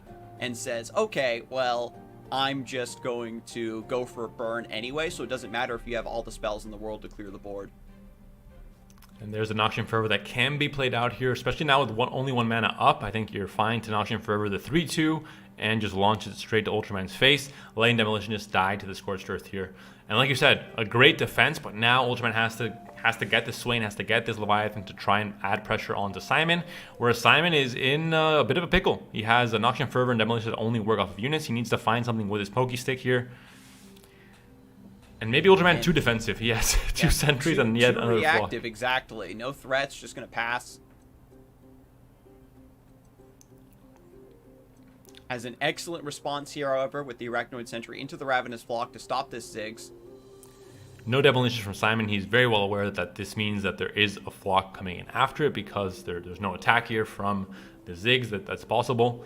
And yet another, you know, stall from Ultraman. Some damage now being snuck in with the Arachnoid Sentry. You're able to stop here, but yet again a Mayor is drawn here to get some more refuel, and you have the burning hand. Pokestick Into is the not... Bomber Twins. And then this is going to generate another landmark. And is it a Preservarium? No, Ancient Prep. You can predict and get even better draws and resources heading into this next part of the match. Ultraman doesn't want to develop the other Arachnoid Sentry. And this is not ideal. You wanted to hit your top end here, but you're hitting a Poison Dart instead, which is one of the bad parts about main decking this card, whereas the top deck, it just feels so bad. And now at 7 HP, you're in range of the Decimate Fervor. And this, especially going for the fervor on the 2-3 here, I think you kind of know that Simon has given up on the board, which means he probably has the burn lethal already. Decimate, if he didn't have it already in hand, it's drawn there instead. No kind of spell denial epic is picked up here from a telescope, and Decimate is put on the stack. Game 1 lasted a total of 4 minutes, or maybe 3, and it's over already. Simon is on a mission. He was forced to get a bracket reset. He is now on tournament point. One more win point already, and he beats Ultraman. He takes away the title and stops Ultraman's reign of terror in Fight Night. I mean, the Teemo Swain, you can even see when you're playing a deck that's full of control and full of removal, Bandle City just keeps on coming.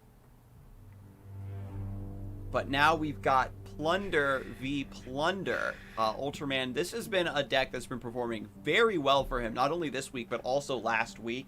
And I hope that he's looking to tap into a little bit of that magic to try to stay alive here in the potential final game of the Grand Finals. We've seen this too many times already today. Crash Out Corsair on turn 1, but this time no 1-drop from Simon, so we can get a clean attack here into the Merchant for Ultraman. So a very good start for Ultraman. And especially with a dead Croaker, yeah. This is definitely a very good start. You're able to get the Croaker off your opponent now as well. You have 2 Croakers on turn 3 to draw even more, to get that refuel. You're happy to get the block here to deny all the plunders possible on your opponent, who has done... Simon has absolutely no plunder activations yet, so he's already so late to the Gangplank and Sejuani level ups. Yeah, and because you can only plunder once per round, once you fall behind like this, you cannot catch up. And so Ultraman is going to have like leveled Gangplank nearly on curve, Sejuani. Dap Sprayfin allows you to get a pretty strong plunder and make perfect use of the Attune. What a great start here from Ultraman. There is an elusive blocker here in return, the zap on Simon's side, but still you get the plunder effect off the Corsair. He's, I think, not 4 for 4 because he missed the first turn where he wasn't able to attack or really play anything apart from the Corsair, had no attack token. But overall, definitely on pace to get the Gangplank Sejuani leveled up. He doesn't have them in hand, but he has 2 Croakers, so he has a high chance to find them. You've got to draw them, though. He has 2 draw cards. Doesn't matter if I'm leveled up, I'm just going to kill you. But fortunately, we've got Warning Shot, Monster Harpoon. Salty Simon did a lot of work in the previous set with the double Monster Harpoon to stop these big tempo plays, but now Ultraman is enjoying that value. Still continuing to keep the plunders under control. Yeah, continuing to stop any kind of plunders coming down, and he still has a chance to play out 2 Croakers and the Merchant on this turn, especially after the Mega Rain has already been played out here. So he knows there's really nothing that's going to stop any of these units from flooding the board and providing that wider board going to the next attack token turn. Taking a Make It Rain, getting a nice draw. There's the Gangplank. See, Thank you very Scarzig? much. There's the Gangplank. He would have drawn into it, surely. And so now we are good to go. Gangplank 4 out of 5. There's even the Warning Shot to go with this. Make It Rain to cash in on the barrel to move this remove this Black Market Merchant. And that's a surrender. It's just that quick today. 4 minutes the first game, then 4 minutes the game 2. That's how things are going today. We told the players 7:30. Guys, 7:30 for real. All right, we're on it. 4 minutes per game. I've never seen Runeterra series go as fast as this. These players are comfortable and confident in their positions. They know exactly how their deck wins and kind of what the plays are on every turn, it seems like. And playing very fast. Could be a chance for misplays, but players seem to be confidently choosing the lines they're choosing every time. And again, with Plunder, it's a double-edged sword. It's the Fiora Shen problem, where it's like you see a deck so much in tournaments, you have like a spotlight shown very heavily on when the deck draws very poorly, but every deck can. And so I don't want to pretend like this is a deck that typically bricks. It's a top tier deck for a reason. It's here in the Grand Finals of Fight Night Eve for a reason. And it's obviously incredibly consistent. It's just that in the mirror match, you get to see even a pretty strong draw in a different matchup looks to be very bad compared to a nut draw in a mirror match. And now Ultraman is Having to win this tournament with Timo Swain will definitely be the first time he does it with this exact deck in his lineup, as it is kind of a newer addition to the meta in the past month or so. And we've got the Timo being sacrificed, sets up Ravenous Flock or maybe even Death's Hand to clear the Jagged Butcher. Conch to get some utility. I think I would have liked to see maybe the House Spider, but perhaps worried about Make It Rain. And you get the utility of a nice pick here. Culling Strike does hit a lot of strong targets in Salty Simon's deck, but it's just pretty expensive at 3. But I think especially the awkward to fit in. Yeah, but I think I still think it is a kind of a fast speed removal that you can play. That lurk option not looking great. If you took the Blade's Edge, you don't get punished by this Fearsome. I can't believe Ultraman didn't predict that Mirai Warden was going to get a Fearsome unit here. And there's a Flock on the Jagged Butcher, not wanting to trade with the Mirai Warden because he has a Poison Dart, because he has a House Spider that can do so more effectively. Overall, not the... I mean, it is a fast start, but like I said before, I think Ultraman has the kind of deck that he has ways to stabilize the early to mid game with his own kind of swarm of units with things like House Spider and Poison Dart. So now we've got Lecturing Yordle, just floating that mana, waiting for the opportunity to maybe send both Poison Darts at a 2 HP target, for example. And Simon, as these units start dying, more take their place. He has both the Crash Corsair and the Jagged Butcher. It's kind of a pretty ideal opening for Plunder, where you have this way to swarm the board and create a lot of tempo, and then your champion's already there, ready to come down on turns 5 and 6 on curve. This is a situation that's very often present when it comes to Bilgewater, is that your stat lines are just kind of good enough, where you are putting on enough pressure where even if your opponent has removal, they can't cleanly answer everything. And despite the lack of direct, like, plunders with warning shots and things of that nature, just good unit quality and a wide board is often enough to take down these Swain decks. Like, even Swain Bilgewater was a classic list that would struggle where their piecemeal removal wouldn't line up very well against certain stat lines and board states. And Swain in combat like this is just not really ideal. The stat line only 3 attack means you can't really trade with champions that are on his same kind of mana level, and it's just a lot of pressure coming in from Simon. He had really a maybe not the most synergistic opening with like Merchant into Yordle Grifter into all this, like value for late game, but in terms of just purely damage on board and strictly, you know, mana efficiency, it's one of the fastest openings he could have gotten. So open attack with the Lecturing Yordle. Thinking about getting that extra Poison Dart.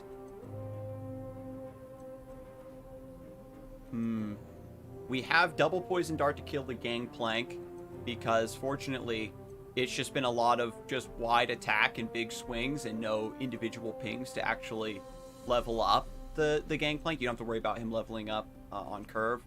And then we can maybe try to find a... And there's the board continues to be flooded. Mirai Warden comes in now as well. You didn't have really the best Sejuani turn, obviously not an attack token, so it wasn't ideal. Now there is still a Fearsome blocker.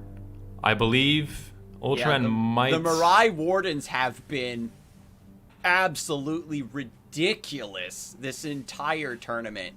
We've seen Omen Hawk. We've saw a Fearsome unit. We're seeing the Bloodthirsty Marauder, a 3-1. We've seen... I'm not sure if Ultraman just missed his 3-1. I think he might have just automatically thought, okay, Mirai Warden, 1 or 2 attack, not a 3 attack, not a Fearsome blocker. But all of a sudden, you know, kind of punished there, the Swain having to use a Culling Strike. Now there's still going to be the Sejuani coming down, can kill the Swain and get so much damage off through the Overwhelm as well. And so we've got hidden pathways to maybe look forward Arachnoid Sentry here.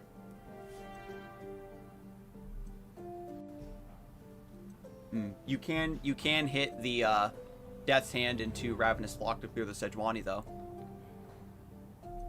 Yeah, that would be one way to do it. And there isn't really the follow-up after the Sejuani. There isn't the Dreadway. There isn't, you know, more lethal after the fact. Ultraman thinking this through. Yeah, I mean, Swain's going to die anyway. Unless you're thinking that Salty Simon's somehow going to pull Swain with one of the lower units, and that you can save him with the Death's Hand. But I think that you can just go for Death's Hand and Ravenous Flock to clear the Sejuani.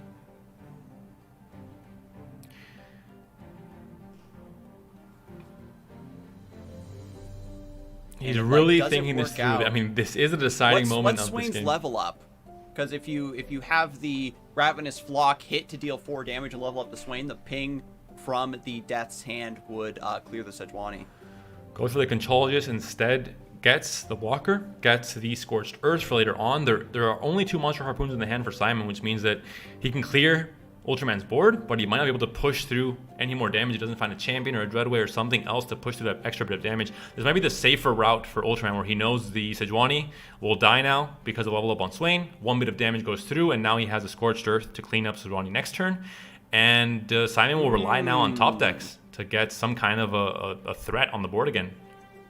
Yeah, so by employing the Death's Hand to clear a wider board... And he wanted his own Swain. He didn't want to waste that flock. I see. The Ravenous Flock was a Swain's Ravenous Flock. I got... Yeah, just Monster Harpoon. Even without the discount, you have so much mana, you don't really need it, I think, at this point. Just straight up 6 mana Harpoon. Takes down the Lecturing Yordle. You can trade out now with a Sejuani, now that you know that there isn't a way to replay one this turn. Gangplank would be a scary, scary card to be played out here, but it isn't currently in hand for Simon. Both players now just passing. And that's why he holds that dart in case there was a Gangplank. Another Sejuani is top decked and comes down now, though. And we're back to square one. Sejuani versus Swain. Attack token for Simon. He has to level up a Sejuani first. I don't think he's able to. Yeah, now that's ping... That's Plunder 4 out of 5. It's enough. No, yeah. There's enough HP on Swain to protect. And it's just both players shooting down their threats. And we're going to reach a stalemate, a top situation to end this tournament. It looks like there's going to be a Harpoon for the Swain and possibly a Parley for the Spider.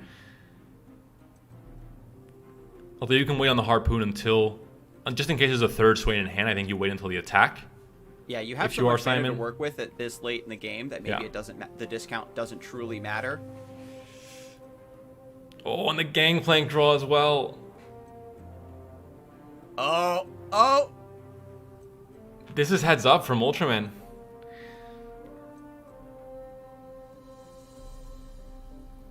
Want a development here, because then you can stun that one blocker. Swain's effect goes through to damage the Nexus. And you can guillotine at that point as well. Yeah, there it is. The Gangplank comes down. Now you're able to stun the Gangplank. The Swains won't go through the damage, though, actually, because of the Harpoon. It'll just immediately kill off the Swain. So Harpoon comes through to kill the Swain.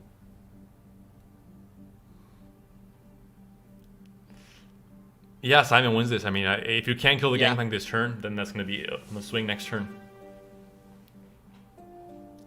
There's no way to damage it at burst speed or on the stack with Guillotine. It's kind of always a problem with kind of Farron back in the day with Tri-Beam decks, where you have to damage it in one instance and then kill it off with Scorched Earth on the next one. You can't do it all in one instance. Mm-hmm. And you have enough HP where if you just attack and you want Gangplank to block something so it gets damaged, Salty Simon's just going to take the damage, right? And there's the Harpoon.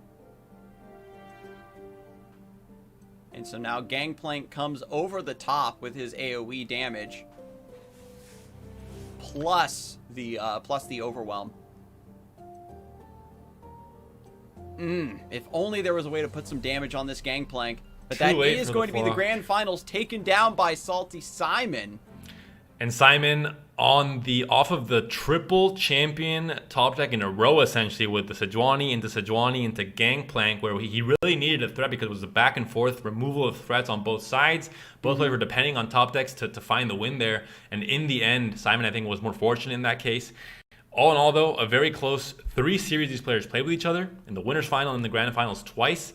But Simon is the champion for this week's fight night, able to take down Ultraman, able to, make him chill out with his reign of terror, and Simon gets back on the board. I think it's definitely not the first fight night he wins. He's won before. He's done very well in many of them, but now coming back into Runeterra and immediately winning a fight night tournament, I think gives Simon some good momentum going into the next seasonal.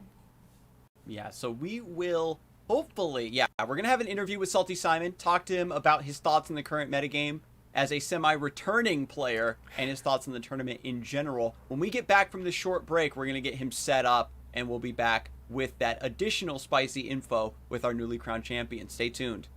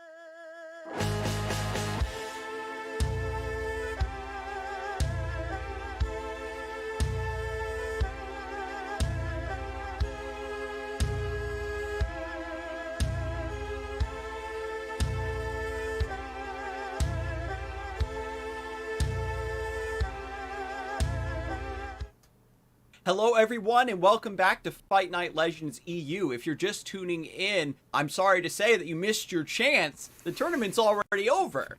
The grand finals have concluded, and we are going to be starting an interview very shortly with our newly crowned champion, Salty Simon. If we look at the bracket, Salty Simon took a close 2-1 to a Broken Ball, who had brought deep. Shout out once again to Broken Ball. But then, unfortunately, was not able to take down Ultraman in the winners' finals. But after taking down Ragnarosic and denying him his grudge match, was able to go back into the grand finals and win the first and second sets back-to-back. You know, I'm sure, Scarzig, there's a viewer out there that has like a Fight Night Grand Finals alarm at 7:30. It just rang. He opened up the stream, and we're in the winner's interview. So I'm sorry to that one viewer out there. It wasn't our fault. These players were just on a speed running mindset today.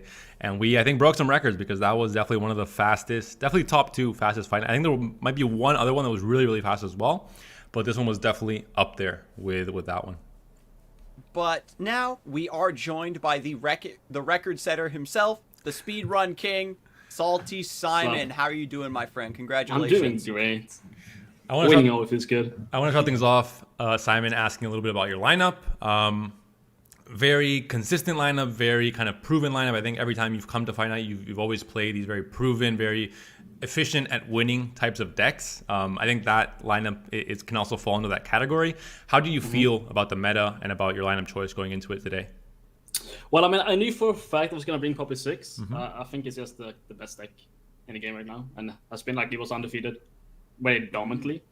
And then I was thinking about either going like TF Gangplank or Plunder, and I realized like Plunder's late game is a bit better. So when it comes to like top deck wars, Plunder just wins those. And I think, but both like Plunder and TF Gangplank is like tier 1 decks. So I think they're very close. But I think like the aggro deck with Plunder works very well together. Yeah. And do you feel like the third Dreadway is the way to go, or Feel the Rush is just a meme, or are you just running like a standard list that you already had in the pocket? Yeah, so I mean, I talked a bit with Barskada because like he plays Plunder every time he can, and he's on 3 Dreadways. I would assume 3 Dreadways are better, mostly because like later on in the game, like the Feel the Rush shouldn't matter too much, because you kind of want to push those other damage in any game with like a Dreadway, make it drain or warning shots if you need to. Okay. Yeah. So I feel like the third Dreadways should be better, but I have not tried Feel the Rush, but I assume Dreadway is better. Asking you a bit about, at least in my perspective, you seem to have taken a bit of a break from Runeterra. You were playing Hearthstone, I believe, and maybe other games. Yes, I did. You've now come back to Runeterra with, a lot of momentum, winning this first Fight Night tournament. What are your plans for Runeterra going forward? Do you plan on playing other games at the same time, or just sticking to Runeterra? Until now, you've done, I think, a really good job with Runeterra. You've been one of the most dominant players in EU when you've been on your A game, when you've been really sticking to it. So, what is the plan in the next few months for you? I mean, my plan right now is just to qualify for seasonals. That's it. I think I might, if I find the time, actually kind of enjoy playing Runeterra right now, which was surprising, because when I left it, I really hated it, and I think the meta hasn't actually changed that much. But when I came back, it felt good, so I might go for 7-2 finish on ladder. But overall, the plan is just to qualify for seasonals in Runeterra and Master Tours in Hearthstone. So I'm gonna split my time in Hearthstone and Runeterra. And as we get towards the seasonal, you're gonna be having to think about a third deck to maybe round out the lineup. Do you have a third deck already in mind that just didn't make the cut for this specific format that you think also complements Plunder plus aggro? Yeah, it's gonna be Draven Siren with 3 Decimates and 3 Fervors. I'm pretty sure. Do you like the Captain Farron in that deck too? Sorry? Do you like the Captain Farron in that deck too? I don't think you need Farron when you have 3 Decimates. 3 Fervors. Like, it's a bit too slow, right? The goal is just to burn him down and kill him fast. So the Farron's a bit too slow. I think Lost Soul cut down to 2 You're speaking Panda's language. Yeah. No, but I like the burn list. I think like yes, going the aggro style is. I mean, but it's been my style now for a while, I guess. Can't really say I'm a common player anymore. Considering I said your lineup was about winning efficiently, I think your answer to what your third deck would be is a pretty on-point answer. We've seen Raven Scion do, we were kind of talking about it on stream, where it's this formula of chip down to 13-14 damage, Scion, and then burn to win it. And it's been happening a lot today in the tournaments we've been casting the past few weeks. So yeah, it definitely sounds like a lineup that I would be scared to face in a seasonal tournament, especially against you as well. I definitely expect to see you do well. I think you've done really good in fight nights till now, but I think you have to still translate that success to a seasonal tournament. And I hope Yes, my seasonal performance is garbage. well, you have a chance to make it not garbage this time, Simon. So Yeah, hopefully. Especially, you get the blessing. Every once in a while, a seasonal comes around where the meta favors a specific batch of players, I think. And it looks like it's definitely lining up for you, my friend. Are there any other players that you've got your eye on that you maybe like to fight at the next Fight Night EU, or maybe could do very well in the seasonals upcoming, maybe playing similar decks to you? I mean, I think like the entire RU boys, you know, Delton, coin flip, I guess, not really. The guy kind of sucks, but other than that, there's not that many E players to talk to outside of those guys. I would love to play an aggro lineup against like Emotional, you know, that would be cool. Just to get like the best aggro player out there, you know. If only we had cross shard, but unfortunately the technology is not there. We've been set back 20 years with a time machine, and there is no more cross shard. But maybe next Worlds. Maybe next World. That's a better goal, I think. That's the optimist goal as well. It would be great to see you, of course, in Worlds, because you're also Swedish, Simon. So I have a small amount of bias for you as well. More for Spanish players, but a little bit for Swedes as well. It's called an option select. ImpetuousPanda. Exactly. Share for the one that makes it first. That's going to be it, though, for our questions, Simon. Thank you so much for your time. Congrats again for winning this tournament. I think you played very quickly, but also very cleanly. I think both you and Ultraman showed that not always do you have to play slow and very high to make the right play. I think you guys played very cleanly, but also just at a very rapid pace. It shows that you guys are very comfortable on the decks and have a lot of experience on them as well. And that was, at least from my perspective, great to see. I like seeing fast games. It's no secret now. Thank you, Scarzig, for mentioning it. But it's a great showing once again, and congrats on the win. Yeah, thanks, man. See you. Yeah. Peace out. And so that, again, was Salty Simon, our newly crowned Fight Night Legends EU champion. He will be invited back along with Ultraman next week for perhaps a repeat performance, and he can begin building his own Fight Night win streak legacy. But that is going to be it for us for today's broadcast. It's over so fast, gone so soon, but we do still have Fight Night NA available here in a few hours. Daylight saving time for Europe doesn't affect NA, so it's still going to be 6 p.m. Eastern, and now because of EU, it's going to be, what, 1 a.m. now is when NA start European time? Yes, maybe. It's either 1 hour after or 1 hour before. So time you guys... isn't real. Keep your eyes on social media, and we will Time isn't real, but Google is real. So please go to Google and ask your questions. NA is also entering daylight saving time on midnight Sunday. So next week is going to be hilarious. Don't even start, Scar. I don't want to know. I want to live in a world where it's just the same time zone all the time. Is that so much to ask? All right. But anyway, that is going to be it for us. We will see you all next time. And you have a good one.